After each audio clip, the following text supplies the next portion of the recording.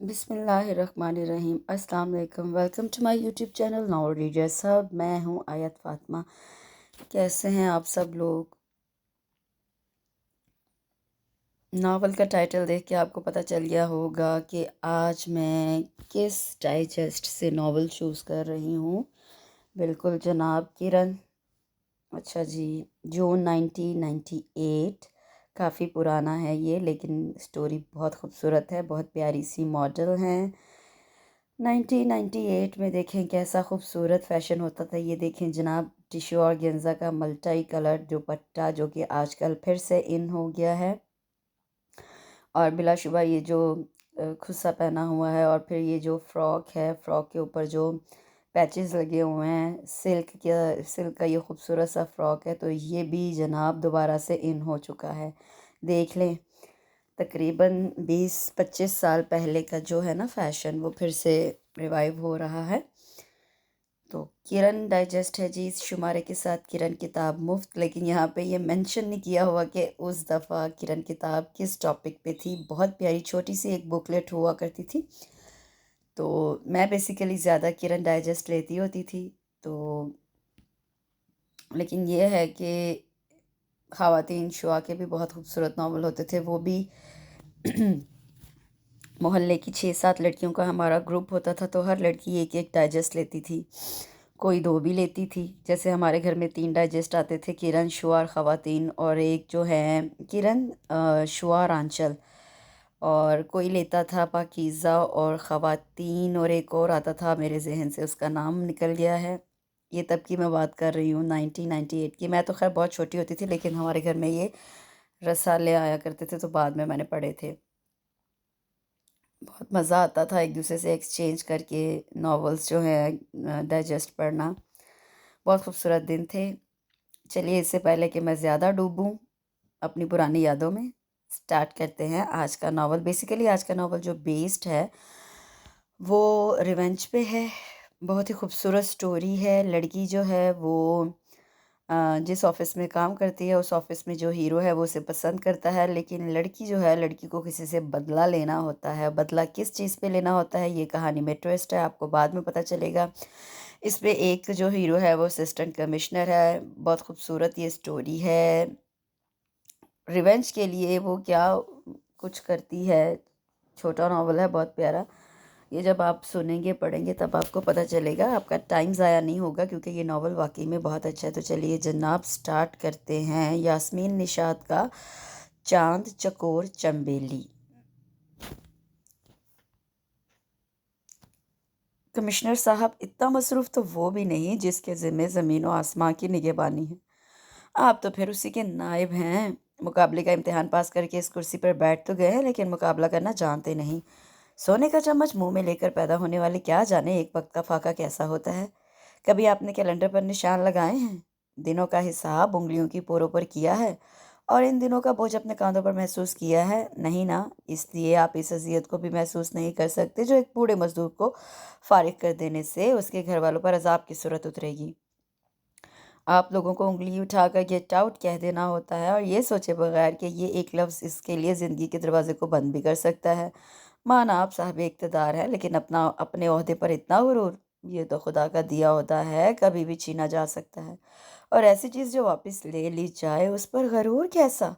عہدے تو آنی جانی چیز ہے کمشنر صاحب، اصل چیز انسانیت ہوتی ہے۔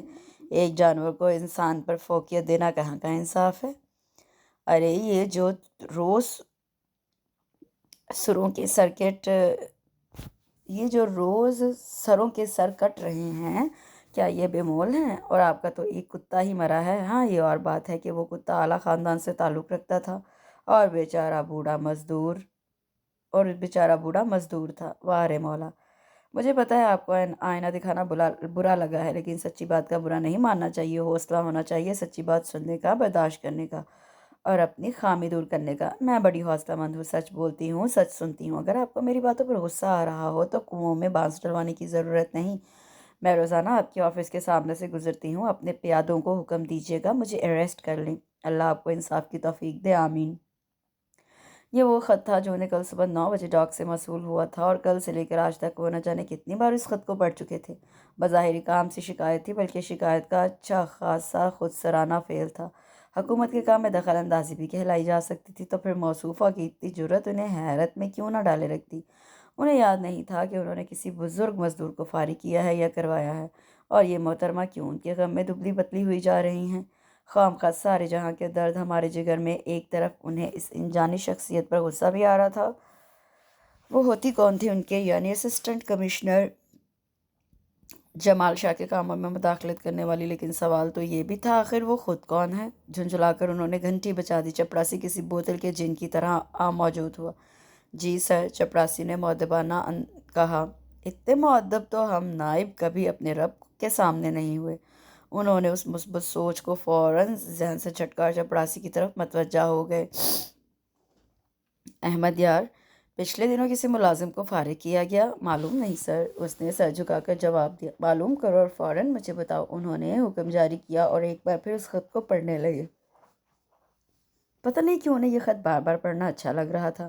تھوڑی دیر بعد جو معلومات دی گئیں ان کے مطابق ایک ہفتہ قبل گھریلو ملازم نور دین کو فارغ کیا گیا تھا، کیونکہ اس نے بیگم صاحبہ کے پالتو کتے کو باسی گوشت کھلا دیا تھا، جس کی وجہ سے وہ پہلے بیمار پڑا اور پھر مر گیا۔ بیگم صاحبہ کو یہ کتا بہت پیارا تھا، کیونکہ یہ کتا ان کے والد صاحب نے ان کی فرمائش پر انہیں گفٹ کیا تھا، اور کتے کا مر جانا وہ کیسے برداشت کر سکتی تھی، سو انہوں نے فوراً نور دین کو فارغ کر دیا۔ گھریلو معاملات میں ان کا عمل دخل ذرا کم ہی تھا، باہر کے بکھیڑے ہی اس قدر تھے کہ گھر کے مسائل میں کبھی پڑنے کی نوبت ہی نہیں آتی تھی۔ اور اللہ کی رحمت سے بیوی بھی بہت اچھی ملی تھی، اچھی سوجھ بوجھ والی، اس لیے گھر کو سنبھال رکھا تھا۔ چھوٹے موٹے معاملات وہ خود ہی نپٹا لیا کرتی تھی، اس لیے گھر کی طرف سے انہیں قدرے اطمینان تھا۔ فون کی گھنٹی نے خیالات کا تسلسل توڑا تو وہ جیسے ہوش میں آئے۔ ستارہ کا فون تھا، اور اس کے یاد دلانے پر ہی انہیں یاد آیا کہ آج زخرف کو چیک اپ کے لیے لے کر جانا ہے۔ انہوں نے فوراً سارے کاغذات سمیٹ کر فائل میں رکھے اور اٹھ کر باہر آ گئے۔ زخرف 4 ماہ کا ہو گیا تھا، لیکن وہ بہت کمزور تھا، دیکھنے میں وہ ابھی تک کمزور لگتا تھا۔ ستارہ روزانہ کسی نہ کسی نئے ڈاکٹر سے چیک اپ کروانے نکل کھڑی ہوتی، مگر اتنے لیٹسٹ اور علاج کے بعد بھی زخرف کی صحت ویسی کی ویسی تھی۔ گاڑی آفس کے کمپاؤنڈ سے نکل کر مین روڈ پر آئی تو غیر ارادی طور پر انہوں نے اس نامعلوم لڑکی کو کھوجا تھا، مگر مایوسی ہوئی تھی۔ دھت بزدل کہیں کی، اگر اتنی بہادر تھی تو اپنا نام پتہ لکھتی، خالی خلی زبانی میاں مٹھو بننے کا سے فائدہ۔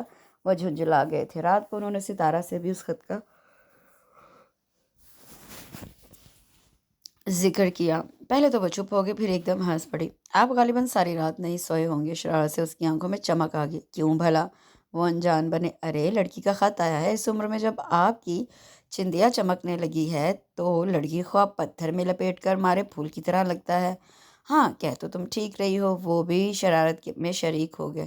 اب دیکھو نا، اتنی باہمت لڑکی جو بلا خوف و خطر ایک کمشنر کو آئینہ دکھا دے، اس کے بارے میں سوچ سوچ کر مجھ جیسے بندے جس کی چندیا چمکنے لگی ہو اس کی نیندیں نہ اڑیں تو کیا ہو؟ اور تمہیں تو پتہ ہے مجھے باہمت لڑکیاں کتنی اچھی لگتی ہیں، کمر پر ہاتھ رکھ کر زور زور سے بولنے والی۔ اور انہوں نے بولتے بولتے رک کر ستارہ کی طرف دیکھا، جس کی نظریں سوئے ہوئے زخرف پر تھی اور سماتے بھرپور طور پر ان کی طرف متوجہ۔ انہوں نے تکیے کے گرد بازو کو زور سے لپیٹا اور پھر سے سلسلہ کرام جوڑا اور چیخ چیخ کر اپنا حق لینے والی۔ ہاں صحیح کہتے ہیں آپ، ہم ویل ایجوکیٹڈ لیڈیز سے وہ ان پڑھ جاہل عورتیں اس لحاظ سے اچھی ہوتی ہیں، کم از کم لڑ بول کر اپنا غصہ تو نکال لیتی ہیں، اور ہم جیسے گھٹ گھٹ کر مر جاتی ہیں، تکیے میں منہ دیے آنسو بہاتی ہیں اور بے بسی سے دیکھتی رہتی ہیں۔ ستارہ نے زخرف کو کمبل اڑایا اور اس کے ساتھ لیٹتے ہوئے نظریں چھت پر جما دی۔ انہوں نے اختلاف کیا۔ غلط کہہ رہی ہو، کیا گاؤں میں بستے والی بے زبان عورتوں کو بھول گئی ہو، جن کی مشقت میں کمی ہی نہیں آتی، نہر پر چل رہی ہیں پنچکی کی طرح، ان کا سفر ختم ہی نہیں ہوتا۔ اور سنو تم ایجوکیٹڈ لیڈی، انہوں نے ہاتھ بڑھا کر اس کا سر اپنی طرف موڑا، تم کمزور نہیں ہو، کبھی غصہ آئے تو سب کچھ بھلا کر لڑ لینا، اور تکیے میں منہ دے کر رونے کی بجائے میرے کندھے سے لگ کر رو لینا۔ اس کے 2 فائدے ہوں گے، ایک تو تم گھٹ گھٹ کر مرنے سے بچ جاؤ گی، دوسرا میرے کندھے تمہیں مضبوطی کا احساس دلائیں گے، بے بسی کا نہیں۔ ناؤ چینج دس ٹاپک، مجھے صبح جلدی اٹھا دینا، گڈ نائٹ۔ اور ہاں، لیٹتے لیٹتے انہیں یاد آیا، فاخر کا فون آیا تھا، صبح لینے آئے گا تو میں تیار ہو جانا۔ اچھا جی، ستارہ کی ہلکی سی آواز آئی تھی اور غیر ارادی طور پر وہ پھر اس خط اور خط والی کے بارے میں سوچنے لگے تھے۔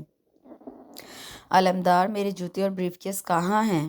پورے گھر میں چکراتے ہوئے وہ شور مچا رہے تھے۔ سب کچھ تو رکھا ہے آپ کے پاس، یہ ریک میں شوز۔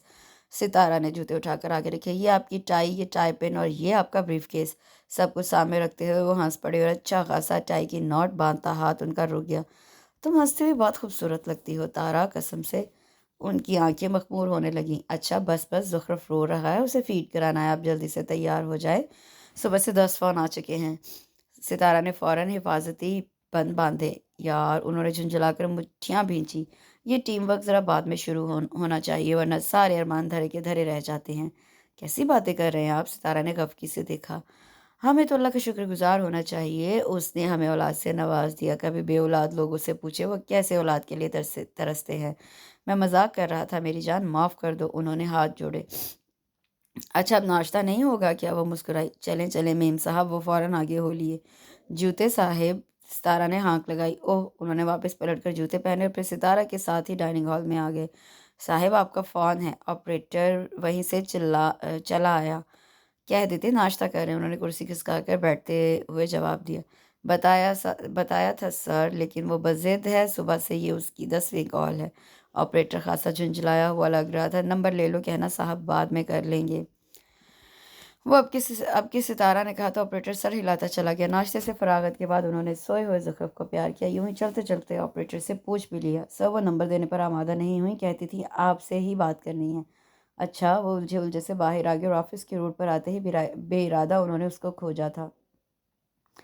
مجھے ڈھونڈنے کے لیے کنویں میں بانس ڈلوانے کی ضرورت نہیں، روزانہ آپ کے آفس کے سامنے سے گزرتی ہوں اور ریسٹ کروا دیجیے۔ یوں لگا جیسے کوئی کان کے قریب ہی کھلکھلایا ہو۔ انہوں نے گھبرا کر منہ اندر کر لیا۔ یا وحشت، آخر وہی ذہن پر کیوں سوار ہو گئی ہے؟ آفس میں داخل ہوتے ہی آپریٹر نے جو پیغام دیا وہ یہ تھا کہ کسی خاتون کا صبح سے کئی مرتبہ فون آ چکا ہے۔ ابھی وہ یہ بات بتا رہا تھا کہ فون کی بیل پھر بج اٹھی۔ انہوں نے آپریٹر کو باہر جانے کا اشارہ کیا اور فون اٹھا لیا۔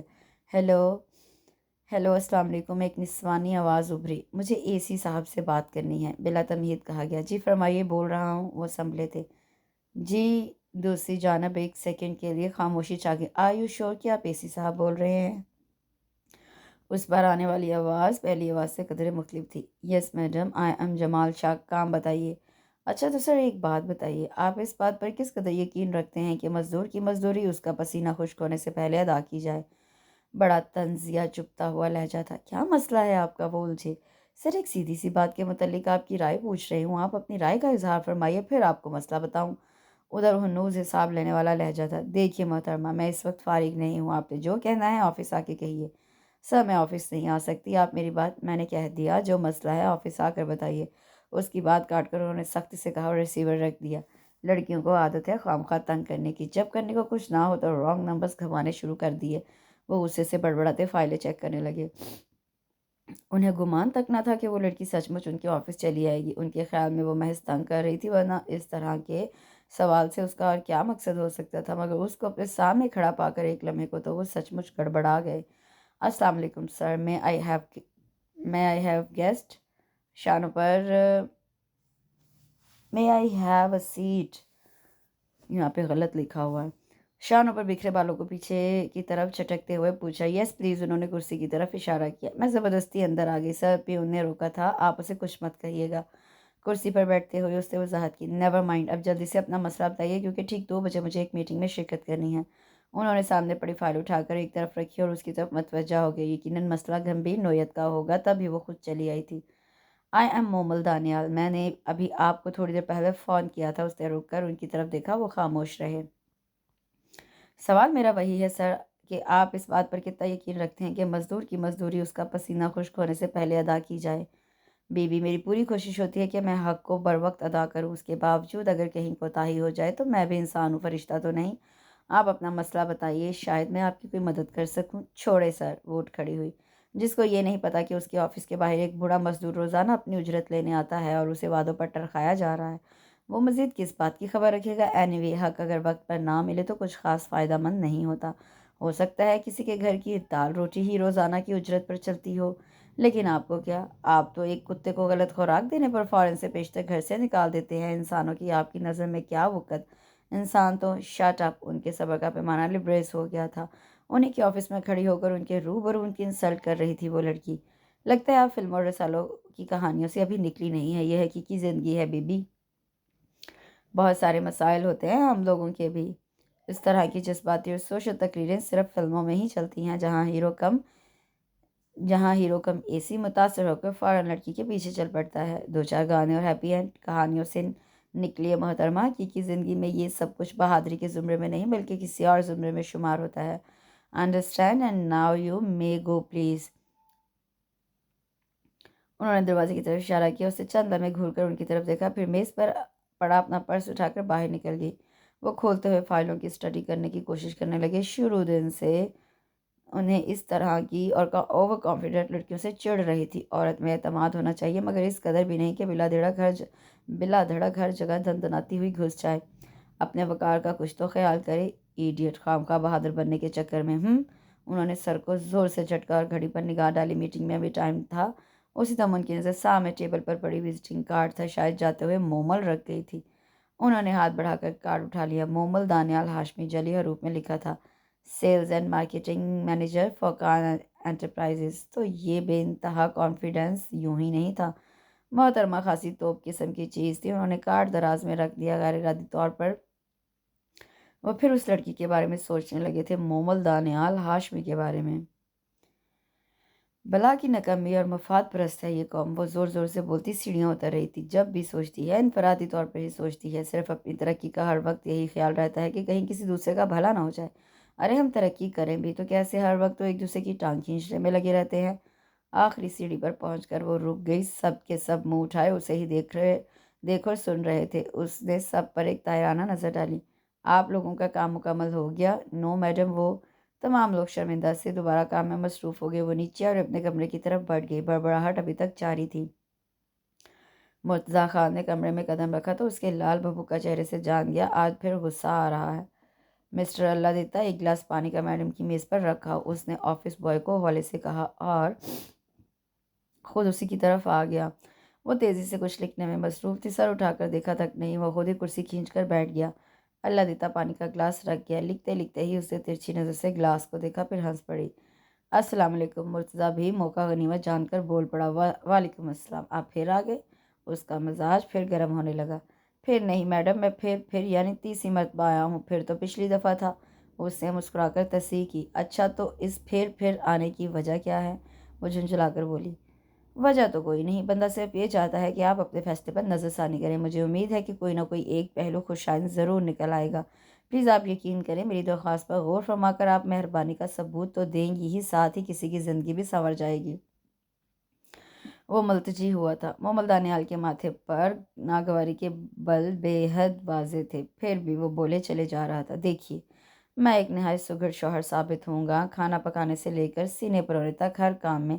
شٹ اپ، وہ بات کاٹ کر دھاڑی تھی۔ یہ آفس ہے مسٹر، کوئی ہوٹل یا کیفیٹیریا نہیں۔ مجھے لگتا ہے مجھے فوکان صاحب سے بات کرنی ہی پڑے گی۔ اللہ دیتا اس سے پیچھے مڑ کر پکارنا شروع کر دیا۔ مرتضیٰ خان اٹھ کھڑا ہوا۔ اینی بھی غور ضرور فرمائیے گا۔ مسکراہٹ دباتا وہ پھر چنگاری سلگا گیا۔ مومل نے غصے سے پین میز پر پٹک دیا۔ بس نہیں چل رہا تھا سالم مرتضیٰ خان کو نگل جائے۔ اللہ دیتا، وہ باہر مگن کھڑے اللہ دیتا کے پاس آئی۔ آئندہ اس بےہودہ شخص کو میرے کمرے میں مت آنے دینا، ورنہ خون پی جاؤں گی، اس کا بھی اور تمہارا بھی۔ وہ اس سمے واقعی خونخوار ہو رہی تھی۔ اللہ دیتا نے مؤدب ہو کر سر جھکایا۔ بالکل میڈم، فکر ہی نہ کریں، آپ سے پہلے میں خون پی لوں گا ان کا، آپ پرواہ ہی نہ کریں جی۔ وہ واپس آ کر اپنا ادھورا لیٹر مکمل کرنے لگی، مگر ذہن جو بٹ گیا تھا، اس نے لیٹر پیڈ سائڈ پر رکھا اور سوچنے لگی، اور پھر یوں ہی بے ارادہ اس نے نمبر ڈائل کر لیا۔ اے سی صاحب ہوں گے؟ دوسری طرف سے ہیلو کی آواز سنتے ہی اس نے بلا تمہید پوچھا تھا۔ کب تک آئیں گے؟ نہیں، میں نمبر نہیں دے سکتی۔ میں نے کہا نا، میں دوبارہ رنگ کر لوں گی، تھینک یو۔ فون بند کر کے اس نے دونوں ہاتھوں کی انگلیاں آپس میں پھنسائی اور دھیرے سے ہنس دی۔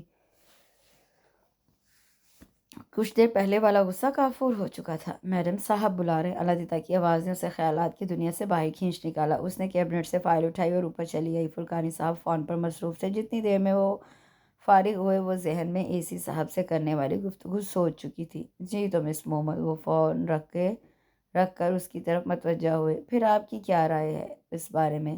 اس وقت آپ غصے میں اٹھ کر چلی گئیں اور غصے میں نہیں سر، لیکن جب کوئی ایک صحیح بات کو صرف ذاتی مفاد کے لیے رد کر دے تو مجھے سخت غصہ آتا ہے، برداشت نہیں کر پاتی میں۔ سر ہم ترقی کر ہی نہیں سکتے، اس کا پارا ہائی ہونے لگا۔ ریلیکس ریلیکس مس مومل، فرقان صاحب نے ہاتھ اٹھا کر اسے چپ کروایا۔ اچھا اس وقت آپ ایموشنل ہو رہی ہیں، پھر بات کریں گے اس ٹاپک پر، فی الحال یہ بتائیے یہ مرتضیٰ کا کیا مسئلہ ہے؟ مرتضیٰ، وہ ایک دم چونکی تھی۔ ان کو کس نے بتایا؟ کوئی نہیں سر۔ اچھا، فرقانی صاحب نے بڑی معنی خیزی سے اسے دیکھا، اس نے گڑبڑا کر نظریں جھکا لیں۔ وہ دراصل وہ اصل میں سر اس نے مجھے پرپوز کیا تھا، اب اس کے سوا کوئی چارہ نہ تھا کہ وہ اصل صورتحال بتا دے۔ پھر سر میں نے انکار کر دیا۔ کیوں؟ ان کی انگلیوں کے نیچے پیپر ویٹ حرکت کرنے لگا۔ وہ بس سر اصل میں میرا ایسا کوئی ارادہ نہیں، شادی میرا مسئلہ نہیں سر، میرے کچھ اور پرابلمس ہیں جو مجھے حل کرنے ہیں، اس لیے شادی کی گنجائش نکلتی نہیں۔ یہ بات میں نے مرتضیٰ کو سمجھائی تھی مگر اس کی سمجھ میں یہ بات نہیں آئی۔ آج پھر وہ یہ کہنے آیا تھا کہ میں اس کی درخواست پر نظر ثانی کروں۔ عجیب لیچڑ ہے، میرے خیال میں تو ہی از ویری نائس پرسن، تمہیں واقعی اس کی درخواست پر غور کرنا چاہیے۔ فقانی صاحب کی بات پر وہ منہ کھولے انہیں دیکھتی رہ گئی۔ ہاں آج وہ میرے پاس آیا تھا اور مجھے وہ ریزنیبل لگا ہے۔ اس کی حیرت کے مظاہرے پر انہوں نے وضاحت کی۔ سر آپ بھی؟ وہ اٹھ کھڑی ہوئی۔ میں نے تو اس کی سچائیوں سے متاثر ہو کر تمہیں کہا ہے، بہرحال یہ تمہارا ذاتی معاملہ ہے، مجھے اس میں دخل اندازی کرنی تو نہیں چاہیے تھی، لیکن مومل تم بہت اچھی ورکر ہو، مجھے بیٹیوں کی طرح عزیز ہو، اس لیے میں نے یہ بات کی۔ اگر تم نے برا مانا ہو تو اس کے لیے معذرت خواہ ہوں۔ کیسی باتیں کر رہے ہیں سر آپ؟ وہ بات کاٹ کر شرمندگی سے گویا ہوئی۔ ایسی کوئی بات نہیں ہے، میں نے سب کچھ آپ سے ہی سیکھا ہے۔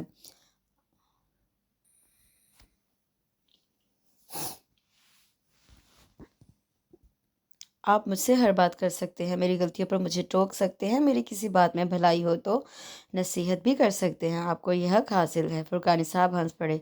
حقوق کی تعداد کچھ زیادہ ہو گئی، چلیے اگر آپ نہیں مناسب سمجھتی تو نہ صحیح، اینی وے آپ دوسرے ڈاکومنٹس تیار کر لیں، اپروول ہو جائے گی۔ Thank you. وہ باہر آئی تو مرتضیٰ کوریڈور میں کھڑا نظر آ گیا۔ غصہ تو بہت آ رہا تھا، جی بھی چاہ رہا تھا کھری کھری سنانے کو، مگر ضبط کر گئی۔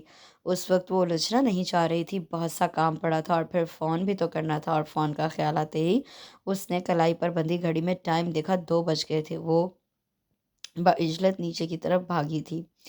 انہوں نے فون غصے سے پٹکا اور سر دونوں ہاتھوں میں تھام لیا۔ یہ لڑکی تو درد سر بنتی جا رہی تھی۔ انہوں نے بیل پر ہاتھ رکھ دیا۔ جی صاحب، اللہ داد فوراً حاضر ہوا تھا۔ ساجد صاحب کو بلاؤ فوراً۔ ساجد صاحب تو نہیں ہے سر، ابھی باہر نکلے ہیں۔ جب اس کی ڈیوٹی ہے کہ وہ ہر وقت فون پر موجود رہے تو پھر کیوں؟ وہ بلا وجہ جھنجھلا کر سیخ پا ہوئے تھے۔ اللہ داد خاموش رہا، وہ کیا کہہ سکتا تھا؟ ٹھیک ہے جاؤ، انہوں نے اشارہ کیا۔ اللہ داد واپس مڑ گیا۔ شدید قسم کے ٹینشن میں مبتلا کر رکھا تھا اس لڑکی نے، جانے کیوں وہ ان کے پیچھے ہی پڑ گئی تھی۔ خام خواہ خدائی فوجدار بن کر روزانہ کسی شریف آدمی کو فون کرنا کہاں کی شرافت تھی؟ پتہ نہیں آج کل کی لڑکیوں کو کیا ہو گیا ہے۔ دوپہر میں جب وہ لنچ کے لیے گھر گئے تو بھی اس لڑکی کی آواز ان کی سماعتوں میں محفوظ تھی۔ کیا ہو گیا ہے؟ تارا مسکرائی، پھر بغور الجھے ہوئے جمال شاہ کو دیکھا۔ خیریت ہے؟ وہ پریشان ہو کر اٹھائی۔ کہیں وہ لڑکی تو تنگ نہیں کر رہی؟ ہاں وہ لڑکی میرے لیے عذاب بن گئی ہے، خدائی فوجدار، میرا حساب کتاب رکھنے والی وہ کون ہوتی ہے؟ وہ سخت الجھے ہوئے اور بیزار لگ رہے تھے۔ آپ اس سے بات ہی نہ کیا کریں۔ تارا کو یہی حل نظر آیا تھا۔ وہ خاموش رہے، پھر کھانے کے بعد زخرف کو گود میں لے کر بیٹھے تو اسے لاڈ پیار کرنے میں کافی حد تک ریلیکس ہو گئے تھے۔ جب دوبارہ آفس آ گئے تو ان کے ذہن سے مومل دانیال کا خیال محو ہو چکا تھا۔ ساری چیزیں سمیٹتی، الماریاں لاک کرتی، وہ بہت بعجلت میں لگ رہی تھی۔ مرتضیٰ کافی دیر سے خاموش کھڑا اسے دیکھ رہا تھا، اپنی مصروفیت میں ایک اچٹتی نظر اس پر بھی ڈال لی تھی۔ تمام لاک لگانے کے بعد اس نے تسلی کی خاطر چیک کیا، سائڈ پر پڑا پرس اٹھایا، چابیاں رکھیں، شانوں پر کھسک کر آیا، دوپٹہ پھیلا کر اوڑھا۔ مومل دانیال ہاشمی، ایک ٹھنڈی آب بھر کر بالآخر مخاطب کر ہی ڈالا مرتضیٰ نے۔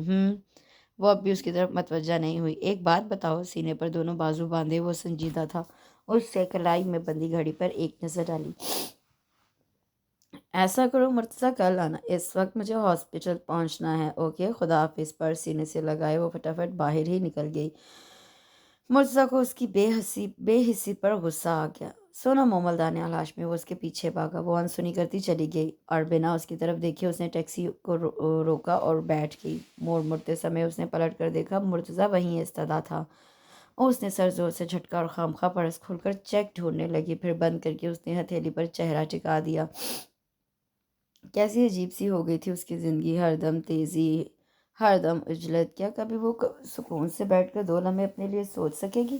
خیال تھا یا بھالا جو دل میں ایسا اترا تھا کہ آنکھوں سے بے اختیار پانی نکل آیا تھا، جسے اس نے فوراً ہی پہنچ ڈالا۔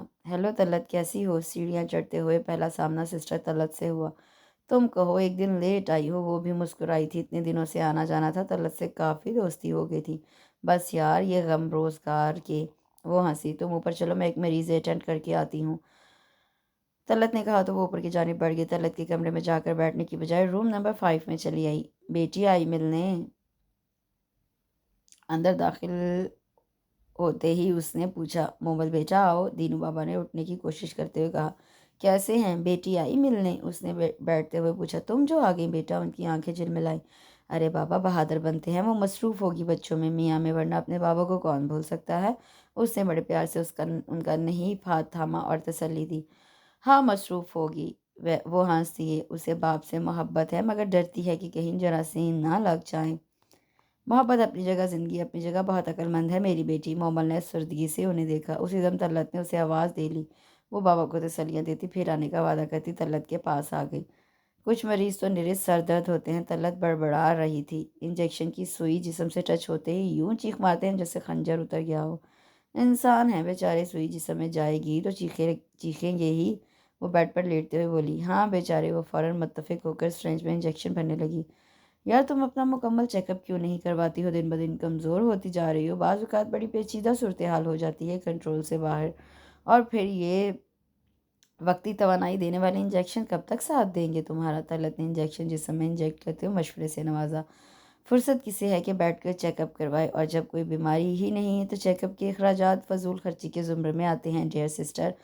اب ایسا بھی کیا پیسے سے پیار؟ پیسہ تو ہاتھ کی میل ہے، ابھی نہیں، زندگی سے بڑھ کر کوئی دوسری چیز ہوتی ہے کیا؟ انجیکشن سے فارغ ہو کر اس نے ناصحانہ انداز میں کہا۔ پیسہ ہی سب کچھ ہے پگلی۔ اس نے اٹھ کر دوپٹہ پھیلا کر اوڑھا اور ساتھ ہی پرس اٹھا لیا۔ میں جانتی ہوں دولت کے بغیر انسان دو چکی کا بھی نہیں، دولت کے بغیر کوئی رشتہ، کوئی تعلق نہیں۔ اس کے لہجے میں عجیب سی تلخی اتر آئی تھی۔ طلعت نے قدرے الجھ کر اسے دیکھا، مگر اس سے پہلے کہ وہ کچھ پوچھتی مومل خداحافظ کہہ کر باہر نکل آئی۔ پھر گھر آنے تک اس کا دماغ کھولتا ہی رہا۔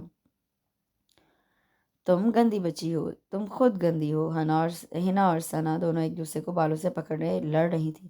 کیا ہو رہا ہے یہ؟ اس نے خشمگی نظروں سے دونوں کو گھورا۔ ماما یہ کہتی ہے کہ میں گندی بچی ہوں۔ دونوں فوراً لگ گئی۔ اس کا رخ ثنا کی طرف ہوا۔ نہیں ماما، اس نے میری ہوم ورک کی نوٹ بک پر بڑے بڑے دانتوں والا کارٹون بنایا اور نیچے لکھ دیا یہ ثنا ہے۔ میں کوئی ایسی ہوں؟ ماما اس نے پہلے بک پر لکھا ہنا 2 کانوں والی بلی ہے۔ دونوں بڑھ چڑھ کر بول رہی تھی۔ کتنی بری بات ہے۔ کتابیں پڑھنے کے لیے ہوتی ہیں، کمنٹس لکھنے کے لیے نہیں۔ چلو ثنا سوری کرو بہن سے، اور ہنا آپ بھی، اور آئندہ اس قسم کی حرکت نہیں ہونی چاہیے۔ اس نے دونوں کو ڈانٹا، پھر باہر چلی آئی۔ اماں باورچی خانے میں برتن سمیٹ رہی تھی۔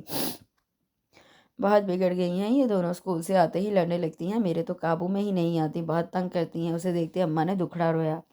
بچیاں ہیں، ہو جائیں گی ٹھیک۔ وہ تھکی تھکی سی کرسی پر گر گئی۔ ابا نہیں آئے ابھی تک؟ آ کر دوبارہ گئے ہیں، کسی سے پیسے لینے ہیں، مل ہی نہیں رہا کمبخت۔ اپنے کام سے فراغت پا کر وہ بھی اس کے پاس آ بیٹھی۔ کیا زندگی ہے ہماری اماں، ایک ایک خواہش کے لیے ترسنا پڑتا ہے۔ ہماری تو خوشیاں بھی امیر صاحب حیثیت لوگوں کے پاس رہن رکھی ہوتی ہیں، لاکھ منتیں کر لو دیں گے مرضی سے ترسا ترسا کر۔ کبھی کبھی وہ یوں ہی جھنجھلا جاتی تھی، اسے دنیا اور دنیا والوں کے اصولوں چلن پر غصہ آنے لگتا تھا، اور تب اس کے ذہن میں یہ سوچ شدت پکڑ لیتی کہ ہمارے ساتھ انصاف نہیں ہو رہا۔ ابا سے اس کی لمبی بحث چل پڑتی، بحث کا اختتامیہ اکثر اس جملے پر ہوتا: بہت زیادہ علم بھی اکثر اوقات تباہی کی طرف لے جاتا ہے۔ پیالے میں اس کی وسعت سے زیادہ ڈال دیا جائے تو چھلک پڑتا ہے، اور اگر خالی رہے تو بہت کچھ اس خالی جگہ میں بسنے لگتا ہے۔ مائی ڈیئر ابا جی، وہ پھر بھی ان سے متفق نہ ہوتی تھی۔ صبح آفس نہیں جانا کیا؟ اماں نے پوچھا تو وہ سوچ سے چونکی۔ جانا ہے، اٹھ رہی ہوں بس، تھکن اس کے پور میں رچی ہوئی تھی، کچھ بھی کرنے کو جی نہ چاہ رہا تھا، اس لیے کپڑوں کی استری کو صبح پہ ٹال کر وہ کمرے میں آ گئی۔ ثنا اور ہنا کتابیں بند کر کے باتوں میں مصروف تھی۔ پڑھائی کیوں نہیں ہو رہی؟ بیڈ پر گرتے ہوئے ایک فہمائشی نظر ان پر ڈالی۔ وہ ماما ہم لوگ نئی مس کو ڈسکس کر رہے تھے۔ سچ ماما اتنی کیوٹ ہے، وہ گڑیا سے مجھے بہت پیار کیا انہوں نے۔ ہنا کے چہرے پر خوشی کے رنگ پھیلے تھے۔ تو بیٹا آپ ہیں ہی اتنی پیاری۔ ثنا آپ کو پیار نہیں دیا مس نے؟ کبھی کبھی بچوں سے ہلکی پھلکی گفتگو ذہن کا ڈھیر سارا بوجھ کم کر دیتی ہے۔ ثنا اور ہنا اس کے پاس آ بیٹھی تھی اور باتیں کر رہی تھی، اور نیند کی وادی میں اترنے سے قبل وہ کافی ریلیکس ہو چکی تھی۔ زخرف کی طبیعت کسی طور پر سنبھل ہی نہ رہی تھی، وہ مسلسل ٹینشن میں تھے۔ تارا کا تو حال ہی برا تھا۔ سنیے شاہ، وہ اپنی سوجی آنکھوں سے انہیں دیکھتی، اگر زخرف کو کچھ ہو گیا تو میں بھی مر جاؤں گی۔ نین کٹورے پھر چھلک اٹھے۔ کیسی باتیں کرتی ہو تارا؟ وہ تڑپ کر نزدیک آئی۔ زخرف کو کیوں کچھ ہوگا؟ کون سی خدا نخواستہ کوئی سیریس بیماری ہے؟ ہم اپنے طور پر تو پوری کوشش کر رہے ہیں، اچھے سے اچھے ڈاکٹر سے علاج کروا رہے ہیں، ہمارے بس میں تو اتنا ہی ہے نا۔ اس سے آگے رب تعالیٰ کی مرضی۔ یوں مایوس نہیں ہوتے۔ وہ اسے شانوں سے تھامے تسلی دیتے، خود بھی مایوس ہی تھے۔ زخرف بڑی منتوں مرادوں کے بعد شادی کے 8 سال بعد پیدا ہوا تھا۔ تارا بچے کی خواہش میں دن رات تڑپتی تھی، خود وہ بھی تو تارا کے شامل حال تھے۔ کیسے کیسے انہوں نے رب سے دعائیں مانگی تھی اور کتنی دیر بعد وہ مستجاب ہوئی تھی۔ زخرف ان کی محبت کی یادگار نشانی بن کر گود میں آیا تھا تو لگا تھا جیسے ہر طرف پھول ہی پھول کھل اٹھے۔ دنیا ایک دم سے انتہائی خوبصورت ہو گئی تھی۔ تارا کے ڈیڈی نے عمارت کا خوب ہی مظاہرہ کیا تھا۔ نواسے کے اعزاز میں انہوں نے مشہور ہوٹل میں ڈنر دیا تھا، اور ڈنر بھی مدتوں یاد رکھا جانے والا۔ لوگ اب بھی اس شاندار ڈنر کو بھولے نہیں تھے، اور بھولے تو وہ ان کی شادی کو بھی نہیں تھے۔ ساری دولت کی بات تھی اور پھر کچھ عہدے کا غرور۔ تارا کے ڈیڈی وہاب خاں اس وقت ایم پی اے تھے، اور 2 سال قبل ہی انہوں نے قومی اسمبلی کا الیکشن لڑا تھا اور بھاری اکثریت سے کامیاب ہوئے تھے۔ یوں ایم پی اے ہوتے ہوئے جو تھوڑی بہت کمی تھی وہ اب پوری ہو گئی تھی۔ اب تو خیر ملک میں ان کے پاؤں ٹکتے ہی نہیں تھے۔ عوام کے سامنے قوم کی محبت میں مبتلا وہاب خان اندر سے اس قوم سے جتنا الرجک تھے وہی جانتے تھے۔ انہیں اپنے تھرڈ ورلڈ کے شہری ہونے کا بڑا قلق رہتا تھا۔ ان کو اپنے ذہین ہونے پر اس قدر فخر تھا کہ اعلان کہا کرتے کہ بدقسمتی سے وہ اس ملک میں پیدا ہوئے جہاں ذہن کی کچھ زیادہ ضرورت نہیں پڑتی۔ اس قوم کا مسئلہ صرف بھوک ہے، ان کو روٹی کے چکر میں الجھا دو، باقی سب خود ہی بھول جائیں گے۔ لیکن یہی وہاب خان جب اخباری بیانات دے رہے ہوتے، ان کے کرخت لہجے میں شہد ہی شہد گھل جاتا۔ ٹی وی پر انٹرویو آ رہا ہوتا تو دیکھنے والے دیکھتے، مغرور چہرے پر کیسے گداز پھیلا ہوتا۔ غریب کی بھوک، مفلس کی مفلسی ان کے چہرے پر ثبت ہوتی۔ لوگوں کی مظلومیت پر ان کی آنکھیں بھیگ بھیگ جاتی، ان کا ہاتھ بے دریغ لٹانے لگتا۔ چند نوٹ مستحق لوگوں میں بانٹ کر وہ آنے والے الیکشن میں اپنی کرسی کو مضبوط کرتے۔ ستارہ ان کی اکلوتی بیٹی تھی، حد سے زیادہ لاڈلی، عادتیں ساری امیروں خود سر لڑکیوں والی۔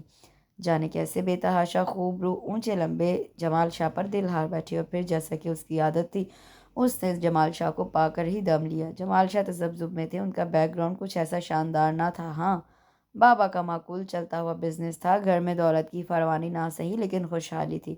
لیکن وہ ستارہ تھی، بھڑکتی ہوئی، جلا کر بھسم کر دینے والی۔ پھر یہ بھی تھا ستارہ سے شادی کر لینے کے بعد وہ کہاں سے کہاں پہنچ سکتے تھے، اور بس یہی مقام ہوس تھا جہاں گزشتہ سارے عہد چھناکے سے ٹوٹ گئے۔ خوابوں پر خواہشوں کی دھن چھائی تو سارے فیصلے آسان ہو گئے۔ سب کچھ چھوڑ کر انہوں نے تارا کا ہاتھ تھام لیا۔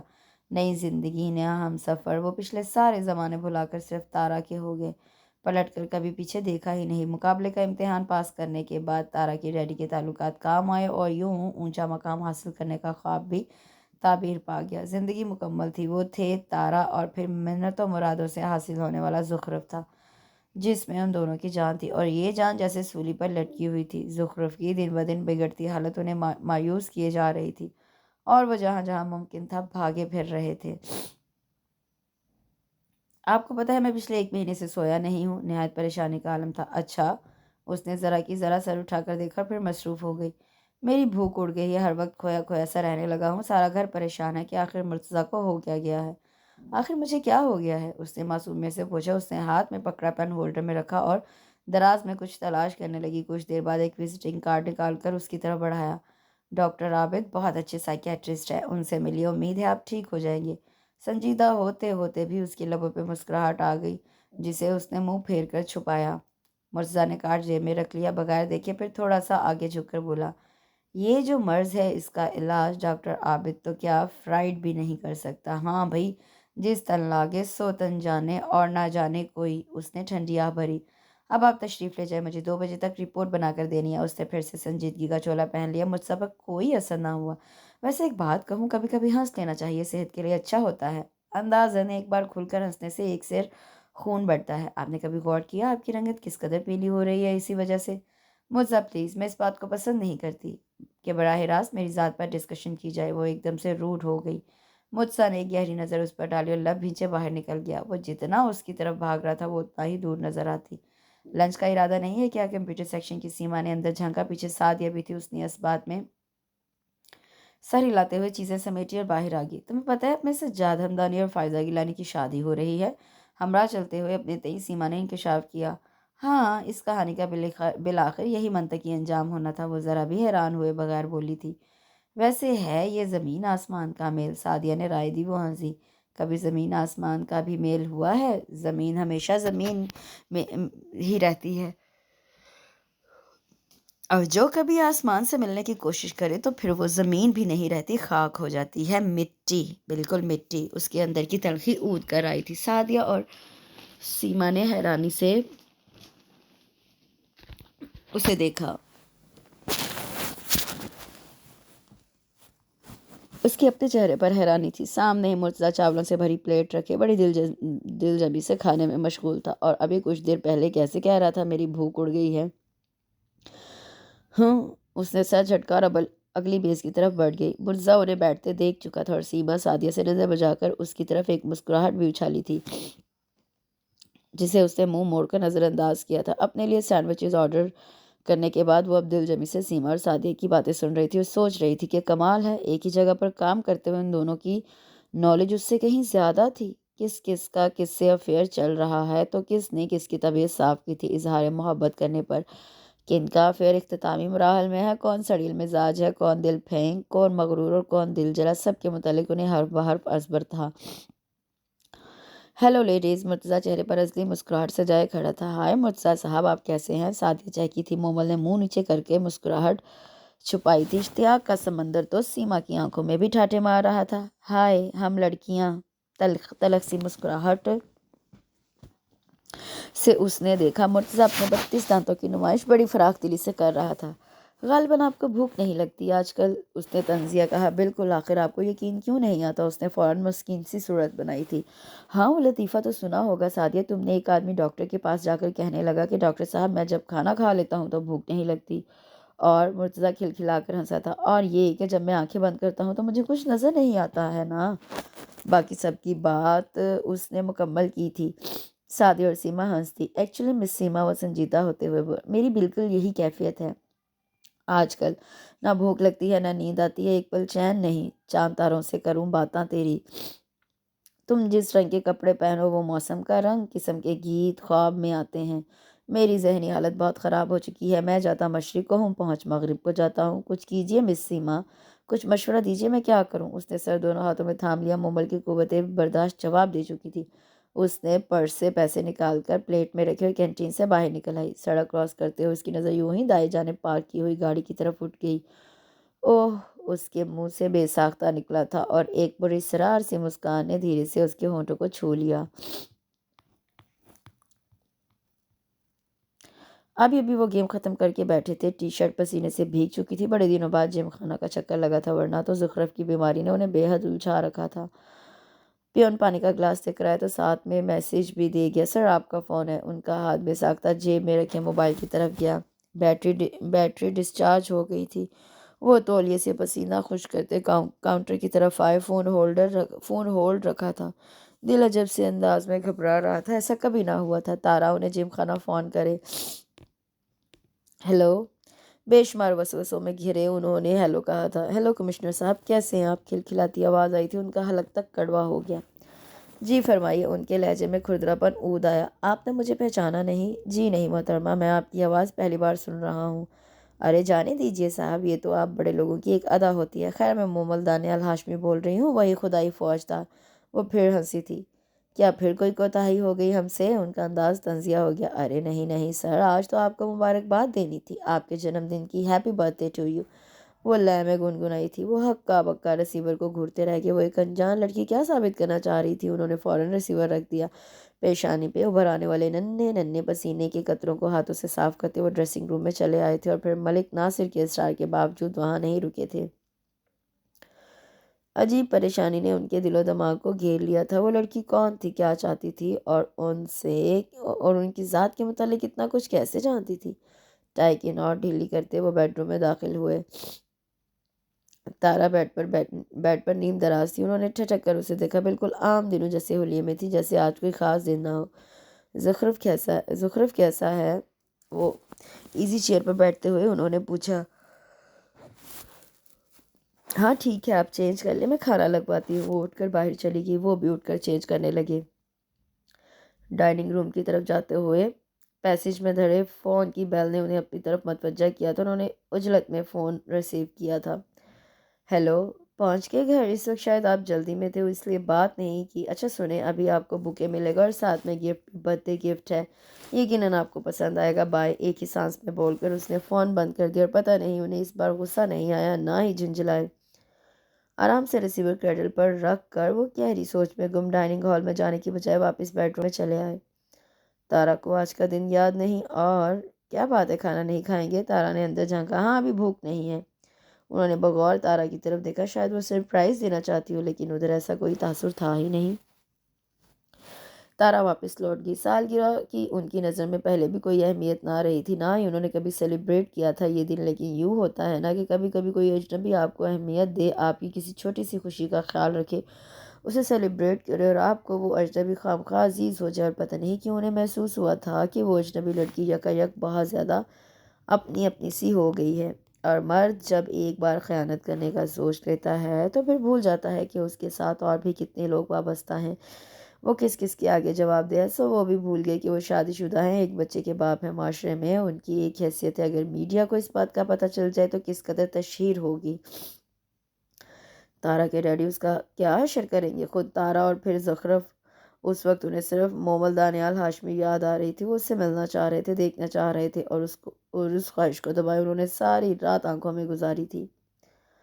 دانستہ تم کو ہم نے ستمگر بنا دیا۔ ابھی وہ ہال میں داخل ہوئی ہی تھی کہ ریسیپشن پر کھڑے مرتضیٰ نے حال کہہ سنایا۔ اس نے خونخوار نظروں سے مرتضیٰ کو دیکھا۔ اب وہ انجان بنا راحیلہ سے باتیں کر رہا تھا۔ وہ کھولتی ہوئی آگے بڑھ گئی۔ سنو مومل دانیال ہاشمی، وہ پیچھے ہی آیا تھا، مجھے آج آپ سے آخری بات کہنی ہے، کائنڈلی اس پر سنجیدگی سے غور کر کے مجھے بتانا، مجھے یوں ہی ضد میں آ کر نہیں بول دینا۔ مومل نے رک کر اس کی طرف دیکھا، کچھ کہتی بولتی سچی آنکھیں۔ کبھی کبھی نہ چاہتے ہوئے بھی وہ لمحہ زندگی میں آ ہی جاتا ہے جب ساری ضرورتوں سے نظر بچا کر صرف نا کا جہنم خریدنا پڑتا ہے۔ آپ آئیے میرے ساتھ۔ اسے پیچھے آنے کا اشارہ کیا، اور کمرے تک آتے آتے وہ سوچ چکی تھی کہ اس کے کون سے سوال کے جواب میں کیا کہنا ہے۔ ہاں بیٹھے۔ مرتضیٰ کو بیٹھنے کا اشارہ کر کے وہ الماری کھول کر فائلیں نکالنے لگی۔ وہ اطمینان سے بیٹھا اس کی خود ساختہ مصروفیت کو دیکھتا رہا۔ جب مصروفیت ختم ہوگی تو اس نے دونوں ہاتھ ٹیبل پر رکھ کر مضطرب انداز میں مومل کو دیکھا، جو بظاہر پرسکون تھی۔ مومل دانیال ہاشمی، بالآخر اس سے کہنا شروع کیا، مجھے کوئی لمبی چوڑی بات نہیں کرنی، صرف یہ کہنا ہے کہ زندگی کے اس شاہراہ پر میں آپ کے سنگ چلنا چاہتا ہوں، یہ میری خواہش ہے، خواہش کی انتہا ہے۔ اس کی انگلیاں دھیرے دھیرے ٹیبل پر بجنے لگیں۔ شدت کو ہمارے نبی اکرم صلی اللہ علیہ وسلم نے سخت ناپسند فرمایا ہے۔ دھیمی سی مسکان لیے اس نے نہایت ٹھہر ٹھہر کر کہا، اس لیے کہ کسی بھی جذبے کی شدت عقل مختل کر ڈالتی ہے، انسان صحیح طریقے سے سوچنے سمجھنے کی صلاحیت کھو بیٹھتا ہے، اس لیے میانہ روی اختیار کرنے کا حکم دیا گیا ہے۔ شدت کا ہونا کوئی خوبی نہیں ہے، توازن ہر چیز میں ضروری ہے، یہی خیر ہے۔ اس نے بڑی خوبصورتی سے اس کی بات کی تردید کی تھی۔ میں مانتا ہوں، لیکن جذبے کی سچائی کو ناپنے کے لیے پیمانے کا تعین کرنا شاید لفظ شدت ہی ہے۔ اینی وے مجھے جواب چاہیے، صرف ہاں یا نہ میں۔ ہاں یا نہ کا فیصلہ تو آپ کریں گے۔ اس نے سر کرسی کی پشت سے ٹکا دیا۔ آج آف کرنے کے بعد مجھے میرے گھر ڈراپ کر دیں گے آپ؟ بڑا ہی غیر متوقع سا سوال تھا۔ مرتضیٰ نے چونک کر دیکھا تھا، کہاں وہ بات سننے کی روادار نہیں، اور کہاں گھر ڈراپ کر دینے کی بات۔ اگر آپ پسند کریں تو ضرور۔ وہ اٹھ کھڑا ہوا تھا، اور پھر شام تک اس نے کئی بار مومل کے کمرے کے بہانے چکر لگائے تھے، اور خلاف معمول وہ الجھی نہ اسے ڈانٹا۔ 5 بج گئے ہیں۔ پورے 5 بجے وہ پھر دروازے میں کھڑا تھا۔ مومل نے چیزیں سمیٹی، الماریاں لاک کے اوپر سے اٹھا کر باہر آ گئی۔ تمام راستے نہ مرتضیٰ نے کوئی بات کرنے کی کوشش کی اور نہ ہی اس نے، اور جب بغیر بتائے مرتضیٰ نے اس کے گھر کے سامنے بائک روکی تو وہ ایک لمحے کو حیران ضرور ہوئی تھی۔ تمام چیزوں کو ترتیب سے غور سے دیکھیے گا، فیصلہ کرنے میں آسانی ہوگی۔ سیڑھیاں چڑھتے ہوئے اس نے مرتضیٰ سے کہا تھا۔ وہ صرف اس کی طرف دیکھ کر رہ گیا۔ دروازہ کھولنے والی اماں تھیں۔ وہ اس کے ساتھ ایک غیر مرد کو دیکھ کر بہت سارے خوف واضح طور پر ان کے چہرے پر آ جمع تھے۔ اماں راستہ تو دیں۔ مومل کے کہنے پر وہ پرے ہٹ گئی۔ چھوٹے سے صحن سے گزر کر وہ ایک کمرے میں پہنچی۔ یہ ہمارا ڈرائنگ روم ہے، لائٹ آن کرتے ہوئے اس نے مسکرا کر بتایا۔ مرتضیٰ نے طاہرانہ سا جائزہ لیا۔ 4 کرسیاں، ایک گول میز، سائڈ پر دیوار سے لگا ایک بیڈ، دائیں دیوار پر لٹکی ایک پینٹنگ، ایک وال کلاک، کارنر میں ٹیبل پر رکھا گلدان۔ ماما ہم اندر آ جائیں؟ دروازے کی طرف سے آتی آواز نے مرتضیٰ کو بری طرح چونکا دیا۔ ہاں بیٹا اندر آؤ، انکل کو سلام کرو۔ اس نے بڑے پیار سے انہیں اندر بلایا تھا۔ میں ہنا ہوں اور یہ ثنا ہے۔ دونوں نے سلام کرنے کے بعد اپنا تعارف کروایا اور وہ جو ابھی تک شوق کی کیفے میں تھا زبردستی مسکرا بھی نہ سکا، بس سر ہلا دیا۔ آپ بیٹھے مرتضیٰ، میں ابھی آئی۔ دونوں بچوں کو لے کر وہ باہر آئی تو اماں کچن میں حیران پریشان بیٹھی تھی۔ تیرے ابا آنے والے ہیں، انہوں نے دھیرے سے کہا تو وہ ہنس پڑی۔ ایسی کوئی بات نہیں اماں، میرے کولیگ ہے، ہمارا گھر دیکھنا چاہ رہے تھے، میں لے آئی۔ ہمارا گھر کون سا ایسا نادر ہے؟ اماں کو مطمئن کر کے وہ چائے کا کہہ کر اندر آئی تو ہنوز اسی کیفے میں بیٹھا تھا۔ اماں پریشان ہو رہی تھیں آپ کے بارے میں، دیکھ لیا آپ نے؟ وہ سامنے بیٹھی پوچھ رہی تھی اور اب وہ سمجھ رہا تھا وہ کیا دیکھنے اور غور کرنے کو کہہ رہی تھی۔ یہ ہمارا گھر ہے، صحیح معنوں میں غریب خانہ، اور وہ بھی کرائے کا۔ چھوٹا سا یہ گھر جسے مدتوں سے مرمت کرانا نصیب نہیں ہوا۔ ابا بہت بوڑھے ہو گئے ہیں، اب ان سے کام نہیں ہوتا۔ گزارے لائق کوئی 20-50 مزدوری کے مل جاتے ہیں۔ میری تنخواہ، کرایہ، بجلی، گیس کے بل، ثنا اور ہنا کے اسکول کی فیسوں میں اور کچھ خود کو مینٹین رکھنے میں لگ جاتی ہے۔ زندگی بڑی مشکل ہے مرتضیٰ، اور اتنے سارے مسائل کے انبار میں اپنے لیے سوچنے کا وقت کہاں ملتا ہے۔ میں نے آپ سے کہا تھا چیزوں کو غور اور ترتیب سے دیکھیے گا، اور ترتیب کے اعتبار سے ایک خانہ خالی ہے، ثنا ہنا کے باپ کا، اور یہ وہ سوال ہے جو آپ کی نوک زباں پر ہے، مگر آپ پوچھیں گے نہیں۔ وہ رکی نہیں۔ اماں چائے لے کر آئی تھیں، اس نے تعارف کروایا۔ اماں کچھ دیر بیٹھے پھر اٹھ کر چلی گئیں اور وہ چائے سرو کرنے لگی۔ ثنا اور ہنا کے والد محترم ابھی تک لا علم ہیں کہ وہ 2 بیٹیوں کے باپ ہیں۔ دولت، عہدہ ایسا خمار ہے جو سر چڑھ جائے تو سب کچھ بھلا دیتا ہے، گہرے رشتے بھی۔ آپا مجھ سے 11-12 سال بڑی تھیں۔ ان کی شادی ابا نے اپنے چچا زاد سے بچپن میں طے کر دی تھی۔ تب ہمارے حالات اتنے برے نہ تھے، پھر بھی ابا کے کزن ہم سے کھاتے پیتے تھے۔ جانے کیوں کر یہ رشتہ طے ہو گیا تھا، برادری کی وجہ سے یا دوستی کی وجہ سے۔ آپا کے شوہر خوب لائق فائق تھے، آگے بڑھنے، دولت اور عہدہ کا حصول ان کا نصب العین تھا۔ پھر بھی آپا کو وہ بہت پسند کرتے تھے۔ MBA کے فائنل ایئر میں تھے جب ان کی شادی ہو گئی۔ سب مطمئن تھے، خوش تھے، کہیں کوئی غم کا شائبہ تک نہ تھا۔ 2-4 مہینے بڑے سکون سے گزر گئے کہ اچانک ہی انہیں آپا اور ان کے گھر والوں میں کیڑے نظر آنا شروع ہو گئے۔ ہمارا گھر انہیں کوبک لگنے لگا، ہماری غریبی ایک تانا بن گئی۔ دن رات اٹھتے بیٹھتے وہ اپنی بد نصیبی کا رونے لگے۔ میں چھوٹی تھی، نہ سمجھ، پھر بھی اتنا تو سمجھی تھی کہ میرے بار بار اصرار کے باوجود آپا کے ساتھ دولہا بھائی کیوں نہیں آتے۔ میری آپا بہت حساس تھی، وہ زود رنج بھی۔ دولہا بھائی کے تانوں نے انہیں اندر ہی اندر کھانا شروع کر دیا تھا۔ جو بات ان کے اختیار میں نہیں تھی اس کی سزا بھی وہ جھیل رہی تھیں۔ پھر اچانک ایک دن دولہا بھائی آپا کو ادھر چھوڑ کر گئے یہ کہہ کر، میرے سامنے بہت بڑا نصب العین ہے، زندگی سے مجھے بہت کچھ حاصل کرنا ہے اور کومل میرے راستے میں رکاوٹ ہے۔ بڑی آسانی سے وہ اپنا رشتہ آپا سے توڑ کر چلے گئے۔ ہم میں سے کوئی بھی اس زیادتی پر ان سے باز پرس نہ کر سکا۔ دوستی کی لاج میں ابا بھی کسی سے شکوہ نہ کر سکے۔ آپا کا گھر برباد ہو گیا۔ دن بہ دن وہ ختم ہوتی جا رہی تھیں، حتیٰ کہ جس دن ہنا اور ثنا پیدا ہوئی انہوں نے ہار مان لی، زندگی سے ناتا توڑ لیا۔ 11 سال کی عمر سے ہی میں ان دونوں کی ماں بن گئی۔ یہ دونوں نہیں جانتی کہ میں ان کی ماں نہیں ہوں۔ زندگی میں میں نے 2 ہی چیزوں سے نفرت کی، اپنی غربت سے اور ہنا ثنا کے باپ سے، اور محبت کا جذبہ میرے اندر پھوٹتا ہی نہیں۔ شادی سے انکار کی اتنی ساری وجوہات ہیں، یہ میری غربت، یہ میرے بچے، میں اپنے لیے کیسے سوچ سکتی ہوں؟ وہ چپ ہوئی تو اس کی آنکھیں بھیگ چکی تھی۔ مرتضیٰ نے دم بخود ہو کر اس کی بات سنی تھی اور پھر خاموشی سے اٹھ کر چلا گیا تھا۔ چائے کپ میں پڑے پڑے ٹھنڈی ہو گئی تھی۔ اس نے برتن سمیٹے اور کچن میں آ بیٹھی۔ اماں شاید اندر تھیں۔ تو مسئلہ یہ ہے کہ سبھی ظاہریت کو دیکھتے ہیں، اندر سے کون کتنا خوبصورت ہے کبھی کسی نے جھانکنے کی کوشش ہی نہیں کی۔ مومل دانیال ہاشمی، اس نے خود کو مخاطب کیا، زندگی گزارنے کے لیے صرف دولت اور بڑے عہدوں کی ضرورت ہوتی ہے، اور زندہ رہنے کے لیے بے حسی کی، باقی سب بیکار ہے سب کچھ۔ وہ ہنس ہنس کر دوہری ہوتی جا رہی تھی۔ طلعت نے اسے گھور کر دیکھا۔ اس میں اتنا خوش ہونے والی کون سی بات ہے؟ وہ ڈپٹ کر بولی۔ ہے نا، دیکھو لوگ کس قدر دوگلے ہیں، ظاہریت پہ مرتے ہیں۔ مجھے اس حلیے میں دیکھ کر وہ سمجھتا تھا شاید میں بہت ہی امیر فیملی سے تعلق رکھتی ہوں، اور یہی عمارت محبت کا سبب تھی۔ یہ سب مرد جو ہے نا شادی کو اوپر لے جانے والی سیڑھی سمجھنے لگے ہیں۔ ہر مرد کی خواہش ہے کہ وہ کسی امیر اکلوتی لڑکی سے شادی کر کے راتوں رات امیر ہو جائے، بھلا ہم غریب لڑکیاں کیا کریں؟ ہاں، اس پر پھر ہنسی کا دورہ پڑ گیا۔ سبھی دولت کے پجاری نہیں ہوتے، طلعت نے اسے سمجھانا چاہا۔ جے بھی تو ہے، زمیندار فیملی سے تعلق ہے اس کا، ہم تو سیدھے سادے لوگ ہیں، لیکن بہت خیال کرتا ہے میرا۔ لاسٹ سنڈے کو چرچ میں ہماری ملاقات ہوئی تھی، کہہ رہا تھا کہ اس نے خدا سے صرف میرے لیے دعا کی ہے اور اسے کچھ نہیں چاہیے۔ طلعت کے لہجے میں مان ہی مان تھا۔ ہاں، جھوٹ بولتے ہیں سب کے سب۔ اچھا میں چلوں، یہ رپورٹس کب تک لینے آؤں؟ اس نے اٹھتے ہوئے پوچھا۔ کل آ جانا واپسی پر، اور ہاں، اپنی یہ فضول قسم کی سوچیں باہر ہی چھوڑ کر آنا، مجھے خوفزدہ مت کیا کرو۔ طلعت نے تنبیہی انداز میں کہا تھا اور وہ ہنستی ہوئی باہر آ گئی تھی۔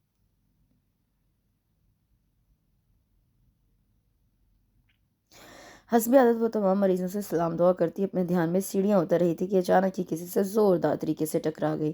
دیکھ کر اس نے سر اٹھا کر ٹکرانے والے کو کوسنا چاہا، لیکن زبان پر جیسے تالا پڑ گیا۔ پہچان تو ادھر بھی نظروں میں واضح تھی۔ خلاف معمول کسی باڈی گارڈ کے بغیر نظر آ رہے ہیں۔ فوراً ہی سنبھل کر اس نے کہا، انسان کا سب سے بڑا باڈی گارڈ خدا ہے، اور پھر اس کا اپنا دل۔ وہ ہولے سے مسکرائے تھے۔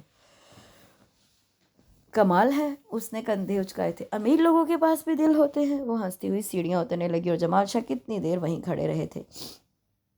جمال شاہ کا فون آیا تھا، اس سے ملنا چاہ رہے تھے اور وہ کسی گہری سوچ میں گم تھے۔ ملنا تو ویسے تھا ہی، بڑی مشکل سے تو وہ یہاں تک پہنچی تھی، اور پھر اب تو یوں بھی بہت کچھ ختم ہونے کو تھا۔ اس کا ارادہ تھا لنچ ٹائم میں جانے کا۔ ایک دو کام نپٹا کر اس نے سمیرا کو بتایا اور باہر آ گئی۔ اس دن کا تو اسے برسوں سے انتظار تھا۔ مطلوبہ ٹیبل ڈھونڈنے میں اسے چنداں مشکل پیش نہیں آئی۔ جمال شاہ نے دور سے ہی اسے دیکھ کر مسکراہٹ اچھالی تھی اور قدرے بے نیازی کا مظاہرہ کرتے ہوئے بڑے تکلف سے بیٹھی تھی۔ میرے پاس صرف 1 گھنٹہ تھا، 15 منٹ آنے میں خرچ ہو گئے، 15 منٹ جانے کے، باقی بچا آدھا گھنٹہ۔ کیا اس آدھے گھنٹے میں بات ہو سکتی ہے؟ اس نے ناک چڑھا کر کہا۔ بات تو ایک لمحے کی ہے، مومل دانیال ہاشمی وہ گمبھیر لہجے میں گویا ہوئے تھے۔ کیا بھلا؟ اس نے انجان بننے کی ایکٹنگ کی تھی۔ اب اتنی انجان بھی مت بنو۔ وہ ایک دم سے بے تکلفی پر اتر آئے۔ اچھا خاصا اپنی زندگی میں مطمئن تھا، لیکن تم نے ایسا پتھر پھینکا ہے اس ٹھہرے ہوئے پانی میں کہ سب کچھ گڑبڑ ہو گیا۔ صبر ضبط سب کچھ بے معنی ہو گیا ہے۔ محبت نے مجھے پسپا کر دیا ہے۔ میں مومل دانیال ہاشمی تم سے محبت کرنے لگا ہوں۔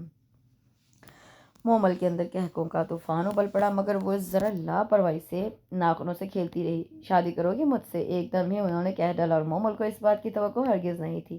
اس نے محبت کی جس چنگاری کو جمال شاہ کے دل میں سلگایا تھا، وہ بڑک کر شعلوں کی صورت اختیار کر گئی تھی۔ یہ تو وہ جانتی تھی، مگر اتنی جلدی؟ اس نے متعجب بے یقین نظروں سے انہیں دیکھا تھا۔ میرا اعتبار کرو مومل، میں بہت اپسیٹ ہوں۔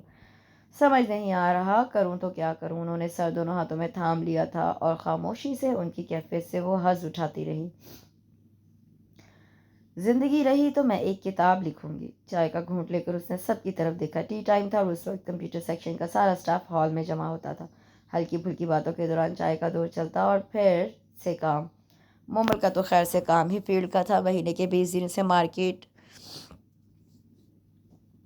مارکیٹ ویلیوز سیٹ کرنے کے لیے خوار ہونا ہوتا۔ 10 دن رپورٹ تیار کرنے میں گزر جاتے۔ اللہ تمہیں لمبی عمر دے، فضا نے فوراً دعا دی۔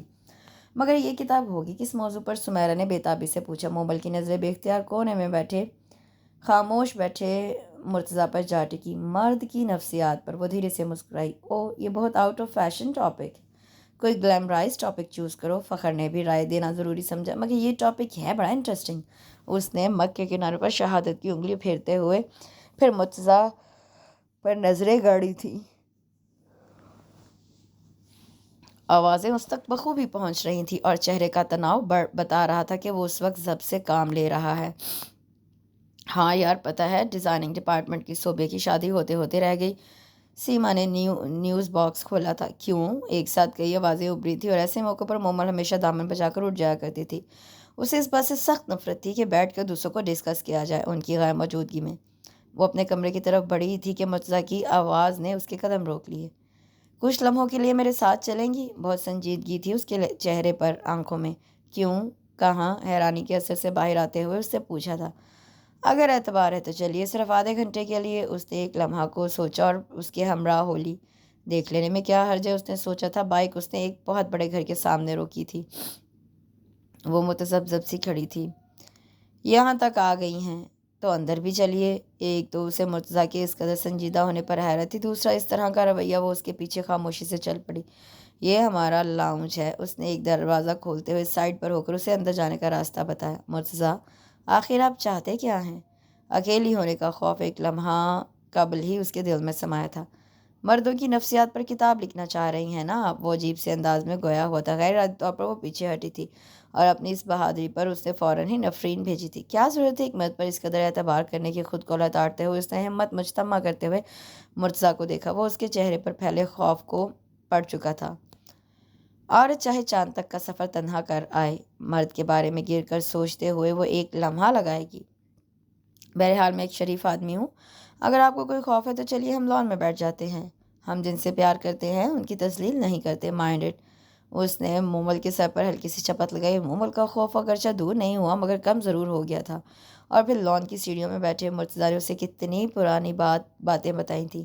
جب وہ فرسٹ ڈے انٹرویو کے لیے آئی تھی، پہلی مٹ بھیڑ مرتضیٰ سے ہوئی تھی۔ اس کا تعلق ایک سفید پوش غریب گھرانے سے تھا۔ بڑی مشکلوں سے اماں نے اس کی تعلیم مکمل کروائی تھی۔ ایسے میں فیشن کے متعلق وہ سوچ بھی نہیں سکتی تھی۔ عام سے سادہ کاٹن کے سوٹ میں مربوط سیدھے بال بنائے جب وہ فرقان انٹرپرائزز کی سیڑھیاں چڑھ رہی تھی تو اسے کامیاب ہونے کی ایسی کوئی خاص امید نہیں تھی۔ امید باران کی لمبی قطار دیکھ کر البتہ مایوس ہو گئی تھی۔ تھوڑی دیر بیٹھنے کے بعد اس نے انٹرویو دینے کا ارادہ ملتوی کرتے ہوئے اٹھنے کی ٹھانی ہی تھی کہ ایک لمبا چوڑا وجود اس کے سامنے آ کھڑا ہوا۔ آپ بھی انٹرویو دینے آئی ہیں؟ بڑے رعب سے پوچھا۔ اس نے بڑے اعتماد سے جواب دیا۔ اچھا تو یہ لیجیے۔ اس نے ہتھیلی اس کے سامنے پھیلائی۔ ایک عدد لپسٹک، اصل میں لگ تو آپ اس طرح بھی بہت اچھی رہی ہیں، لیکن خیال رہے کہ اندر سلیکشن نعت خوانی کے پروگرام کی بجائے مارکیٹنگ مینیجر کے لیے ہو رہا ہے، اور ٹیلنٹ کے ساتھ ساتھ پرسنالٹی کے بھی نمبر لگیں گے۔ اگر آپ خود کسی کو متاثر نہیں کر سکیں گے تو اسے چیز خریدنے پر آمادہ کیسے کریں گے؟ اس نے تفصیلاً سمجھایا تھا۔ مومل کے ماتھے پر ناگواری کے بل واضح تھے، پھر بھی اس نے لپسٹک اٹھا کر پرس میں رکھتے اس کا شکریہ ادا کیا تھا، جس کا جواب اسے بڑی خندہ پیشانی سے یو ویلکم کہہ کر دیا تھا۔ ہم لوگ ترقی کر ہی نہیں سکتے، اس نے جل کر سوچا تھا۔ اور پھر اس کا سلیکشن ہو گیا تھا تو پہلی مبارکباد دینے والا ہی وہی مرتضیٰ ہی تھا، لیکن اس نے اس کو کبھی اہمیت دی ہی نہ تھی، حتیٰ کہ جب اس نے پرپوز کیا تو اس نے بڑے اطمینان سے سامنے پڑا پیپر ویٹ دے مارا تھا، جسے اس نے مہارت سے کیچ کر لیا تھا اور اس کی ناگواری کے واضح اظہار کے باوجود پیچھا نہیں چھوڑا تھا۔ تم نے سمجھا مومل، شاید میں بھی محض دل لگی کر رہا ہوں۔ وہ گہری اداسی کے زیر اثر تھا۔ وہ خاموش رہی، شاید اس نے یہی سمجھا تھا۔ اور پھر یہ کہ مجھے تمہاری بجائے تمہاری حیثیت پیاری ہے، تمہیں خبر ہی نہیں مومل، میں پہلے دن سے تمہارے گھر کے بارے میں جانتا ہوں۔ وہ چونکی ضرور مگر اظہار نہیں کیا۔ میرے پاس اللہ کا دیا سب کچھ ہے، ایک نہیں ہے تو کوئی دوست، کوئی رشتہ نہیں۔ میرے ماں باپ ایک چھت تلے رہتے ہوئے 10 سال تک اجنبیوں کی طرح رہے، اور میں بھی شاید کسی کمزور لمحے کا بولتے بولتے وہ چپ ہو گیا۔ مومل نے دیکھا اس کی آنکھوں میں نمی تیر رہی تھی۔ بابا فورن میں ہوتے ہیں، ماما اپنے میکے میں، اور میں یہاں پہ اکیلا۔ مجھے تمہارا ساتھ چاہیے۔ تم کیا ہو، تمہاری حیثیت کیا ہے، مجھے اس سے غرض نہیں، لہٰذا اس طرف سے کوئی میل اپنے دل میں مت لانا۔ چلو آؤ تمہیں گھر چھوڑاؤں، کیونکہ آفس ٹائم تو ختم ہو گیا۔ بولتے بولتے وہ ایک دم ہی کھڑا ہو گیا اور وہ بھی کھڑی ہو گئی۔ تمہیں یہ زندگی اتنی سہل نہیں ہو سکتی۔ طویل سڑک پر جلتی بجھتی روشنیوں پر نظر جمائے اس نے سوچا تھا۔ جمال شاہ کا فون آیا تھا، اسے ملنے کو بلایا تھا، اور اس کا کوئی ارادہ نہ تھا جانے کا۔ شاہ کو تڑپتا ہی تو دیکھنا چاہتی تھی وہ، اب کیسے اس کی تڑپ کم کرنے چلی جاتی۔ اس دن وہ آفس سے جلد اٹھائی، اماں خلاف معمول اس کی واپسی پر حیران تو ہی مگر پوچھا نہیں۔ دروازہ کھول کر چپ چاپ واپس پلٹ گئی۔ وہ خود کو ریلیکس فیل کر رہی تھی۔ بڑے خوشگوار موڈ میں اس نے ہنا اور ثنا کے ساتھ کھانا کھایا، پھر ڈھیروں باتیں کی اور شام کو سیر کا پروگرام بھی بنا ڈالا۔ اور ثنا کی تو عید ہو گئی تھی۔ ماما کبھی کبھی تو موڈ میں آتی تھیں اور پھر شام کو وہ ان کو لے کر سیر کرانے جانے کہاں لے گئی۔ زندگی میں پہلی بار وہ گھٹن محسوس نہیں کر رہی تھی۔ دن ڈھلے وہ واپس لوٹی تو خبر ملی مرتضیٰ کافی دیر سے باہر بیٹھا تھا۔ مجنوں کی اولاد، وہ بڑبڑاتے ہوئے اندر داخل ہوئی، لیکن مرتضیٰ کی شکل دیکھ کر اس کی ہنسی نکل گئی۔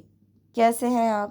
اس نے رسم نبھائی۔ I am all right. میں تو آپ کو یہ میسج دینے آیا تھا کہ آج صبح سے اسسٹنٹ کمشنر جمال چا کا 20 مرتبہ فون آ چکا ہے، اور یہ پھول انہوں نے آپ کے لیے بھجوائے ہیں دینے اس لیے چلایا کہ صبح تک یہ باسی ہو جاتے، اور باسی پھولوں سے مجھے وحشت ہوتی ہے۔ وہ ہکا بکا ہو گئی۔ تو میں دھیان سے سنا تھا مرتضیٰ، اسے اور ہی فکر لاحق ہوئی۔ آج تک میں نے جتنے کام کیے ہیں دھیان اور سنجیدگی سے ہی کیے ہیں۔ وہ بے حد اکھڑا لگ رہا تھا۔ اچھا، اس نے پھول اٹھا کر ٹیبل پر رکھے۔ چائے پیو گے؟ اس نے پوچھا تو وہ اٹھ کھڑا ہوا۔ نہیں آنٹی پلا چکی ہیں، خدا حافظ۔ پردہ اٹھا کر باہر نکل گیا۔ وہ روکنے کی خواہش رکھنے کے باوجود روک نہ سکی۔ پتہ نہیں زندگی کیا کیا کھیل کھیل رہی ہے میرے ساتھ، اور اس میں کس کا کیا کردار ہے، کیسے سمجھوں میں؟ اس نے پھولوں پر نظر جماتے ہوئے سوچا تھا۔ وہ اپنی دھن میں بڑی تیزی سے اٹھی تھی، اسی تیزی سے سر چکرایا تھا، سہارے کے لیے کرسی کو پکڑا تھا، لیکن ایک دم سب کچھ پیروں تلے سے نکلتا محسوس ہوا۔ اندر آتے للتا نے اسے گرتے دیکھ کر دوبارہ باہر کو دوڑ لگا دی، اور پھر جانے کتنے لمحوں بعد وہ ہوش میں آئی تھی۔ غیر مانوس سے فضا تھی۔ اس نے مندی آنکھوں سے جگہ پہچاننے کی کوشش کی۔ کیسی ہو؟ مانوس آواز پر اس نے ذرا سی گردن تیچھی کر کے دیکھا۔ مرتضیٰ تھا پریشان سا۔ مجھے شاید چکر آ گیا تھا۔ اس نے اٹھنے کی کوشش کی، لیکن مرتضیٰ نے دوبارہ لٹا دیا۔ ڈرپ لگی ہوئی ہے۔ اصل میں صبح ناشتہ نہیں کیا تھا نا، کمزوری ہو گئی ہے، یہ ڈاکٹر بھی بس۔ وہ ہنسنے لگی۔ مرتضیٰ نے بڑی گہری نظروں سے اسے دیکھا، پھر مڑ کر سسٹر کو آواز دی۔ آ گیا ہوش؟ طلعت آئی تھی۔ کیوں اپنی جان کی دشمن بنی ہوئی ہو تم؟ جان سے پیار نہیں ہے کیا؟ اس نے نبض چیک کرتے ہوئے پیار بھری ڈانٹ بھی پلائی۔ اس نے خاموشی سے ڈانٹ سنی، پھر مرتضیٰ سے مخاطب ہو گئی۔ تم نے میرے گھر تو نہیں بتایا، خام خامہ پریشان ہوتی۔ لیکن اب بتانے جا رہا ہوں۔ ظاہر ہے رات میں کوئی تو ٹھہرے گا تمہارے پاس۔ کیا رات میں؟ ہرگز نہیں، میں کوئی بیمار نہیں ہوں، گھر جانا ہے مجھے۔ نیڈل اتار کر پرے پھینکتی ہوئی وہ اٹھ بیٹھی۔ طلعت روکتی رہ گئی۔ سنو طلعت، پاؤں میں جوتے پہن کر اس نے حیران کھڑی طلعت کو مخاطب کیا، مجھے خواہ مخواہ بیمار ظاہر کرنے کی کوشش مت کیا کرو۔ دیکھو میں بالکل ٹھیک ہوں، اور اب تمہارے سامنے میں اپنے پیروں پر چل کر جاؤں گی۔ طلعت نے سر تھام لیا۔ یہ پاگل کیوں نہیں سمجھ رہی؟ کیوں اپنی جان کی دشمن ہو رہی ہے؟ اسے جاتے دیکھ کر اس نے دکھ سے سوچا۔ مرتضیٰ واجبات ادا کرنے رک گیا تھا۔ وہ ہاسپٹل سے باہر آ کر ادھر ادھر کنس کی تلاش میں نظریں دوڑا رہی تھی، جب گرے مہران قریب آ کر رکی۔ آئیے، ادھ کھلے شیشے کے پار سے جھانکتا جمال شاہ کا چہرہ تھا۔ اس نے چند لمحے سوچا، پھر گاڑی میں بیٹھ گئی۔ اس کے ذہن سے قطعاً نکل گیا تھا کہ وہ مرتضیٰ کے ہمراہ ہے، اور اس کی کمزوری کے خیال سے عجلت میں باہر آتا مرتضیٰ بیچو بیچ سناٹے میں رہ گیا تھا۔ تم نے میرے سوال کا جواب نہیں دیا مومل۔ سامنے دھرے کافی کے مگ پر انگلی سے دھن بجاتے ہوئے انہوں نے بڑی بے چین نظروں سے مومل کو دیکھا تھا، جو بڑے اطمینان سے کافی کے سپ لے رہی تھی۔ آپ کی مسز؟ کافی دیر بعد اس نے مختصراً کہا۔ کیا فرق پڑتا ہے اس سے؟ وہ تھوڑا سا جھنجھلائے تھے۔ میں تم دونوں کے حقوق پوری طرح ادا کر سکتا ہوں، تمہیں الگ گھر میں رکھوں گا، کوئی مسئلہ نہیں ہوگا۔ آپ کو شاید علم نہیں، میں ایک غریب باپ کی بیٹی ہوں۔ دیکھنے میں آپ کو بڑی ماڈرن نظر آتی ہوں، نہ کسی بڑے گھر کی بیٹی، مگر حقیقتاً ایسی نہیں ہوں، اس نے بہت ٹھہر ٹھہر کر بتایا۔ تو بھی فرق نہیں پڑتا مومل، میں تم سے شدید محبت کرتا ہوں، تمہیں اندازہ نہیں ہے، ورنہ تم اس طرح کی باتیں کر کے میرا دل نہ دکھاؤ۔ اور کیا تارا یہ سب برداشت کر لے گی؟ آپ کو شیئر کرنے پر تیار ہو جائے گی؟ وہ کتنی سہولت سے کھیل رہی تھی۔ نہ ہو، مجھے تمہارا جواب ہاں میں چاہیے، اس سے آگے ایک لفظ نہیں۔ کون کیا ہے مجھے یہ سمجھانے کی کوشش نہ کرو، میں تم سے بہتر سمجھتا ہوں۔ انہیں غصہ آ گیا تھا۔ اوکے، وہ ہاتھ اٹھا کر ہنس دی۔ جیسا آپ کہیں گے ویسے ہی کروں گی، لیکن ایک اور بات ہے۔ اس نے رک کر جمال شاہ کی طرف دیکھا۔ اب کیا بات ہے؟ کچھ نہیں، پھر بتاؤں گی۔ جانے کیا سوچ کر وہ چپ ہو گئی۔ چلیں، اب کافی شام ہو گئی، اس نے گھڑی پر نظر ڈالتے ہوئے کہا، اور دونوں اٹھ کر کھڑے ہوئے۔ وہ بہت خوش تھی۔ منزل اس کے پاس آ گئی تھی۔ اس نے ذہن میں مستقبل کی پلاننگ شروع کر دی تھی، اور جمال شاہ یوں خوش تھے کہ انہیں اپنی خواہش کے پورا ہونے کا مکمل یقین ہو گیا تھا۔ اس نے تارا جمال کا جو امیج ذہن میں بنا رکھا تھا، اسے دیکھتے ہی دھڑام سے ٹوٹ گیا تھا۔ یہ تو سادہ سی کھلے دل کی مالک لڑکی تھی، اگرچہ طبیعت میں اپنے امیر ہونے کا غرور تھا، تھوڑی سی ترشی بھی، لیکن معاملہ فہم بھی تھی۔ اس لیے تو جب اس نے بتایا کہ جمال شاہ سے شادی کرنا چاہتے ہیں، تو ایک لمحہ کو اس کا سارا وجود ہل ضرور گیا تھا، مگر اگلے ہی پل اس نے خود کو نارمل کرنے کی کامیاب کوشش کی تھی۔ تم مومل وہی لڑکی ہو خط والی؟ گہری نظروں سے کھوجتے ہوئے اس نے سوال کیا۔ ہاں، اس نے اس بات میں سر ہلا دیا۔ تمہیں چوری چھپے شادی کر لینی چاہیے تھی، مجھے کیوں بتانے آئی ہو؟ وہ بڑی سنجیدگی سے تارا نے کہا تھا۔ میں شب خون مارنا نہیں چاہتی۔ مومل کا لہجہ طنزیہ ہو گیا۔ تارا ہنس پڑی۔ شب خون مارنے کے بعد بھی یہی دعویٰ ہے تمہارا؟ شب خون کس نے مارا ہے یہ حساب کرنے بیٹھے تو قصوروار آپ ہی نظر آئیں گی، کیونکہ شب خون مارنے کی ابتدا آپ کی طرف سے ہوئی تھی۔ کیا مطلب ہے تمہارا؟ تارا الجھی۔ جمال شاہ سے پوچھیے گا اس کا مطلب، پوچھیے گا اس سے، جب اس نے آپ سے شادی کی تھی تو وہ کیا تھا، کون تھا، پھر آپ کو پتہ چلے گا کہ شب خون دراصل کس نے مارا تھا۔ اینی وے، یہ لفافہ رکھ لیں۔ جب جمال شاہ آپ کے سوال کا جواب نہ دے سکے تو یہ لفافہ انہیں دکھائیے گا اور خود بھی دیکھیے گا۔ فی الحال آپ کے اطمینان کے لیے اتنا بتا دوں کہ میں جمال شاہ سے کبھی شادی نہیں کروں گی۔ تارا کو حیران و پریشان چھوڑ کر وہ باہر نکل آئی۔ مرتضیٰ میری بات سنو گے؟ دروازے میں کھڑے ہو کر اس نے پوچھا تھا۔ گہری سوچ میں گم مرتضیٰ نے چونک کر دروازے کی سمت دیکھا۔ وہ پہلی بار اس کے کمرے میں آئی تھی۔ حیرانی بجاتی میں اندر آ جاؤں؟ اس کی خاموشی پر اس نے خود ہی پوچھ لیا۔ ہاں آئیے۔ وہ سیدھا ہو بیٹھا اور وہ آگئی۔ مرتضیٰ مجھے صرف یہ کہنا ہے کہ تم جو سمجھ رہے ہو وہ غلط ہے۔ انگلیاں آپس میں الجھا کے اس نے دھیرے سے کہا تو وہ طیش میں آ گیا۔ کیا غلط ہے؟ تم لڑکیوں کے لیے کیا غلط ہے اور کیا صحیح، اس کی تمیز ہے تمہیں؟ تم دولت اور عہدوں پر جان دینے والی لڑکیاں کب جانو کہ کچھ جذبے ان چیزوں کے محتاج نہیں ہوتے۔ بہت شوق ہے تمہیں اسسٹنٹ کمشنر کی بیوی کہلانے کا، اخبارات میں تصویریں چھپوانے کا۔ لوئر مڈل کلاس کی سوچ ایسی نہ ہو تو پتہ کیسے چلے کہ ان کی اوقات کا۔ وہ جیسے پھٹ پڑا۔ مرتضیٰ پلیز، بات حیثیت یا عہدے کی نہیں ہے۔ میں مانتی ہوں میں دولت اور عہدے کو اہمیت دیتی ہوں، میں یہ بھی کہتی ہوں کہ زندہ رہنے کے لیے سب سے زیادہ ضرورت دولت کی ہوتی ہے، لیکن مرتضیٰ وہ دولت ہرگز نہیں جو کسی کے ارمانوں کا خون کر کے حاصل کی جائے۔ جمال شاہ شادی شدہ ہے، بچے ہیں اس کے، کیوں برباد کروں میں اس کا گھر؟ وہ بہت ضبط و تحمل سے بول رہی تھی، ورنہ مرتضیٰ کے طنز کے تیر اسے اندر تک گھائل کر گئے تھے۔ جب اس کو تحائف بھیجے جا رہے تھے تب بھی تم جانتی تھی نا کہ وہ میرڈ ہے؟ جب ادھر سے تحائف آ رہے تھے تب بھی تمہارے علم میں تھی یہ بات؟ ہوٹلوں میں بیٹھ کر کافی پیتے ہوئے بھی تو وہ تمہیں پتہ تھا کہ وہ کیا ہے؟ تب تمہیں خیال نہیں آیا کہ تم کسی اپنی جیسی عورت کا گھر برباد کر رہی ہو؟ اب جب اس کی بیوی نے اپنا اثر رسوخ استعمال کر کے جمال شاہ کو پریشرائزڈ کر دیا ہے تو تم اپنی ناکامی شٹ اپ مرتضیٰ! وہ چلائی تھی۔ کیا سمجھتے ہو تم؟ ہاں کیا سمجھتے ہو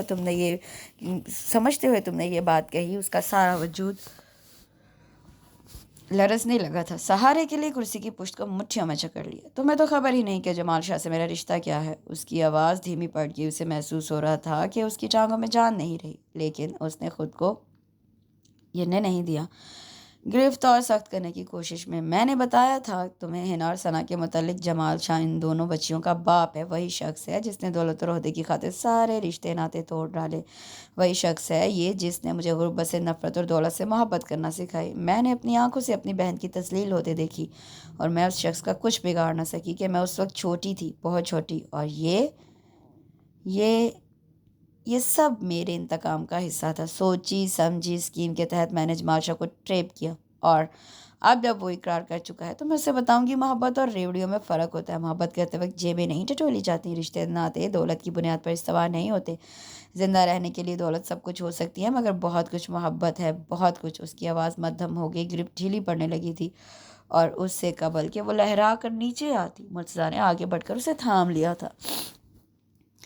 تارا حیرانی سے تصویریں بیڈ پر پھیلائی ایک ٹک انہیں گھورے جا رہی تھی۔ شک اور یقین کے بیچ ایک ذرا سی لکیر ہوتی ہے، بلا شبہ اس لکیر کو عبور کرنے میں بڑی تکلیف ہوتی ہے، لیکن یہ کہ شک یقین سے کہیں زیادہ سخت ہوتا ہے۔ اس کے سامنے جو تصویریں پڑی تھی وہ انہیں کسی طور پر جھٹلا نہیں سکتی تھی۔ کتنی بے بس تھی وہ، ایک امیر بارسوخ شخص کی بیٹی ہوتے ہوئے وہ جس کو یقین تھا کہ بڑی سے بڑی مشکل وہ پاپا کے ذریعے حل کروا سکتی ہے، اب اس مقام پر کیا کرے سمجھ نہیں پا رہی تھی۔ یہ تو اٹل حقیقت تھی، ایسی حقیقت جس نے اس کا صبر قرار سب کچھ چھین لیا تھا۔ دولہا بنا جمال شاہ، ساتھ بیٹھی دلہن، پھر بچوں کی تصویریں، اور پھر وہ چٹ جو لفافے سے برآمد ہوئی تھی، مختصر مگر سب کچھ تہو بالا کر جانے والی۔ جمال شاہ اور میری بہن کومل کی شادی جب ہوئی تب کسی کی حق تلفی نہ ہوئی تھی، لیکن جب جمال شاہ نے میری بہن کا حق کسی اور کو سونپا تو یہ ان دونوں کی حق تلفی تھی۔ جمال شاہ لا علم ہے کہ کومل آخری دم تک زندگی سے کس قدر مایوس تھی، اور اس مایوسی کے عالم میں وہ جمال شاہ کے لیے 2 بیٹیاں چھوڑ گئی جو میرے پاس ہیں۔ پوچھے گا جمال شاہ سے بیٹیاں چاہیے، یا اس نے اپنے قریب سوئے زخرف کی طرف دیکھا۔ ڈاکٹر اس کی زندگی سے مایوس ہو چکے تھے، اس کے دل میں سوراخ تھا، اور کتنی عجیب بات تھی کہ اس کی دولت، اس کا ترہ، سب کچھ دھرا کا دھرا رہ گیا تھا۔ وہ اس سے زخرف کی زندگی نہیں خرید سکتے تھے، اور پھر وہ بے وفائی کے بھی تو مرتکب ہوئے تھے۔ کیا ہے یہ مرد؟ اس نے بیڈ سے ٹیک لگائی۔ کیا کرے عورت؟ اعتبار کرے تو بھی، مرے نہ کرے تو بھی۔ چلو کومل تو غریب تھی، اسے غربت کی سزا ملی، لیکن مجھ میں کیا کمی تھی؟ کیا نہیں دیا میں نے جمال کو؟ محبت، دولت، نام، اور پھر وہ ایک اور کے چکر میں پڑ گئے۔ اس کا دل بھر بھر آ رہا تھا، جی چاہ رہا تھا کہ پھوٹ پھوٹ کر روئے۔ کوئی یوں بھی اعتماد کی دھجیاں بکھیرتا ہے، کوئی یوں بھی کرتا ہے۔ اور رات جب اس نے لفافہ جمال شاہ کے سامنے رکھا تو وہ متعجب سے لفافہ کھول کر کتنی دیر بیٹھے رہے، پھر چپ چاپ سب کچھ سمیٹ کر شیلف میں رکھا اور نظریں جھکائے باہر نکل گئے۔ تارا نے نظریں چھت پر جما دی۔ اب میں کس کے سینے میں منہ چھپا کر رہوں؟ کس کے کندھے مجھے مضبوط کریں؟ کیا سمجھتی ہو تم اپنے آپ کو؟ ہاں، کوئی سپر مین قسم کی شے ہو یا مدر ٹریسا بننے کا شوق ہے تمہیں؟ اور ہم جو اتنے ڈھیر سارے لوگ ہیں، سارے کے سارے الو کے پٹھے ہیں جو تمہاری محبت میں مرے جا رہے ہیں، اور کیا سوچ کر تم نے یہ سب کچھ چھپایا؟ بولو اب، خدا کے لیے یہ مت کہہ دینا کہ تمہیں بھی ابھی ابھی پتہ چلا ہے۔ پاگل لڑکی، بلکہ احمق لڑکی، تم کیا سمجھتی ہو یہ دنیا تمہارے سہارے قائم ہے؟ سارے مسئلے نپٹانے کی ذمہ داری تمہاری ہے۔ کسی کو نوکری سے نکال دیا گیا تو اس کی بحالی تمہارے ذمہ ہے۔ یہ درد مندانہ قسم کے خط جنہیں پڑھ کر انسان تمہیں خواہ کوئی توپ سی رائٹر سمجھنے لگے۔ 13 نمبر والے پیشنٹ کے پاس علاج کے لیے پیسے نہیں، اور آپ جناب اپنی آدھی تنخواہ اس کی ہتھیلی پر رکھ آئیں اور اپنے لیے ایک ٹیبلٹ نہیں خریدی کہ فضول خرچی ہے۔ روم نمبر 6 کے بابا دین کی بہو اور بیٹیاں انہیں ملنے نہیں آئیں اور آپ ان کی تلاش میں کئی دن خوار ہوتی رہیں۔ بدتمیز لڑکی، اگر تمہارے دل میں سوراخ ہے تو ہمارے دلوں میں تو نہ کرو۔ ایک نظر کرم کی سن رہی ہو یا میں بین بجا رہی ہوں؟ ایک سمارٹ بھینس کے آگے وہ بولتے بولتے وہ جھنجھلایا تھا۔ وہ دیکھ بھی تو اسے ایک ٹک رہی تھی، آخر ہنس پڑی۔ آج کل بھینسیں ہی خوبصورت اور سمارٹ ہوتی ہیں تو کیا گدھے نہیں ہوتے؟ مرتضیٰ نے معصومیت سے پوچھا تھا تو اسے دوبارہ ہنسی آ گئی۔ نہیں، لائنوں والے گدھے، زیبرے، خاصے دلکش اور سمارٹ ہوتے ہیں۔ یعنی تم نے اس خالصتاً دیسی گدھے کو گھاس نہیں ڈالنی؟ ایکچولی مرتضیٰ، میں تو بیمار ہوں۔ اس نے بازو میں لگی ڈرپ کی طرف اشارہ کیا۔ پھر محبت میں کر نہیں سکتی؟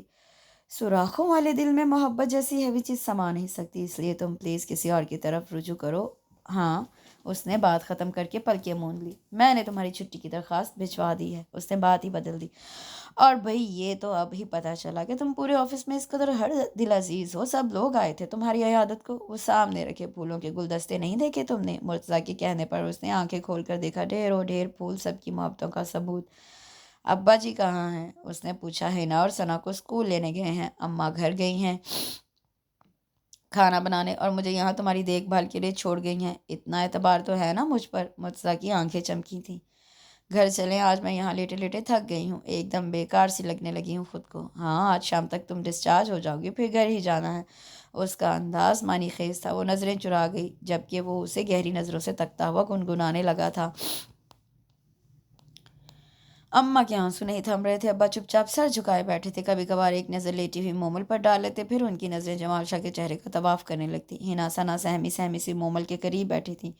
یہ شخص جس کو ماما ان کے پاپا بتا رہی تھیں، پہلی بار دیکھا ہے، کس قدر اجنبی سے لگ رہے تھے، اور اتنا ہی اجنبی ان کا سوال۔ اماں کا پرانا دکھ اود آیا تھا۔ مومل پرسکون تھی، ابا مضطرب تھے۔ میں پچھلے تمام دکھوں کی تلافی کر دوں گا انکل، آپ صرف مجھے موقع دیجیے۔ کافی دیر بعد جمال شاہ بولے تھے۔ اماں ابا دونوں کی نظریں مومل کی طرف اٹھی تھی اور اس کے چہرے پر پھیلی مسکراہٹ نے ان دونوں کو مایوس کیا تھا۔ جمال صاحب، اس نے اٹھ کر بیٹھتے ہوئے انہیں مخاطب کیا، دکھوں کی تلافی نہیں ہوتی اس لیے کہ دکھ بدلے نہیں جا سکتے، اور ان دکھوں کی تلافی ہو بھی کیسے سکتی ہے جو جان لے لیں، اور آپ تو ہر چیز کا نعم البدل دولت کو ہی سمجھتے ہیں۔ آپ دکھ سکھ جیسی کیفیات کو کیسے جان سکتے ہیں؟ ہینا اور ثنا آپ کی بیٹیاں ہیں، آپ انہیں لے جا سکتے ہیں اگر یہ جانا چاہیں۔ اس سے زیادہ کہ اس گھر سے، گھر والوں سے امید مت رکھیے گا۔ اس نے صاف اور دو ٹوک بات کی تھی۔ جمال شاہ کا چہرہ دھواں دھواں ہونے لگا تھا، کھو دینے کا کرب نمایاں تھا۔ نہیں ماما، ہم آپ کے پاس رہیں گے، ہم ان کو نہیں جانتے۔ ثنا اور ہینا بیک زبان چلائی تھیں اور پھر اس کے پیچھے چھپ گئی تھیں۔ جمال شاہ اٹھے، ایک نظر مومل پر ڈالی۔ مومل کا دل یک بار کی زور سے دھڑکا، شاید پہلی بار۔ پھر لب بھینچے وہ تیزی سے باہر نکل گئے۔ اماں ابا کے چہرے پر اطمینان چھا گیا تھا۔ مومل کا فیصلہ یہی ہونا چاہیے تھا۔ کیا بات ہے، اس قدر خاموشی؟ مرتضیٰ کھلے دروازے سے اندر جھانکا تو فضا پر چھایا جمود جیسے اس کی آواز سے چھن سے ٹوٹ گیا۔ انکل! ہینا اور ثنا اس کی طرف لپکی۔ مرتضیٰ نے دو زانوں بیٹھتے ہوئے باہیں پھیلا دی۔ وہ دونوں اس کے سینے سے لگی شکایت کرنے لگی۔ انکل، ابھی جمال شاہ آئے تھے، کہہ رہے تھے ماما اور ہمیں ساتھ لے جائیں گے۔ کیا؟ مرتضیٰ کا دل جیسے کسی نے مٹھی میں لے لیا۔ اس نے شاہ کی نظروں سے مومل کی طرف دیکھا، وہ اسی کی طرف دیکھ رہی تھی۔ لیکن ماما نے کہا وہ نہیں جائیں گی۔ انکل، آپ تو کہہ رہے تھے آپ ہمیں اپنے ساتھ لے جائیں گے۔ مومل کی آنکھوں میں حیرانی اتر آئی تھی۔ ہینا، ثنا، ادھر آؤ، اس نے مضطرب ہو کر انہیں پکارا۔ وہ فوراً اس کے پاس آ گئی۔ مرتضیٰ ابا جی کے پاس آ کر بیٹھ گیا۔ انکل، ہم چاروں کی سیٹیں ریزرو ہو گئی ہیں۔ ڈیڈی نے وہاں مومل کے علاج کے سارے انتظامات مکمل کر لیے ہیں۔ شادی کے اگلے دن ہی ہم لوگ چلے جائیں گے تاکہ علاج میں مزید تاخیر نہ ہو۔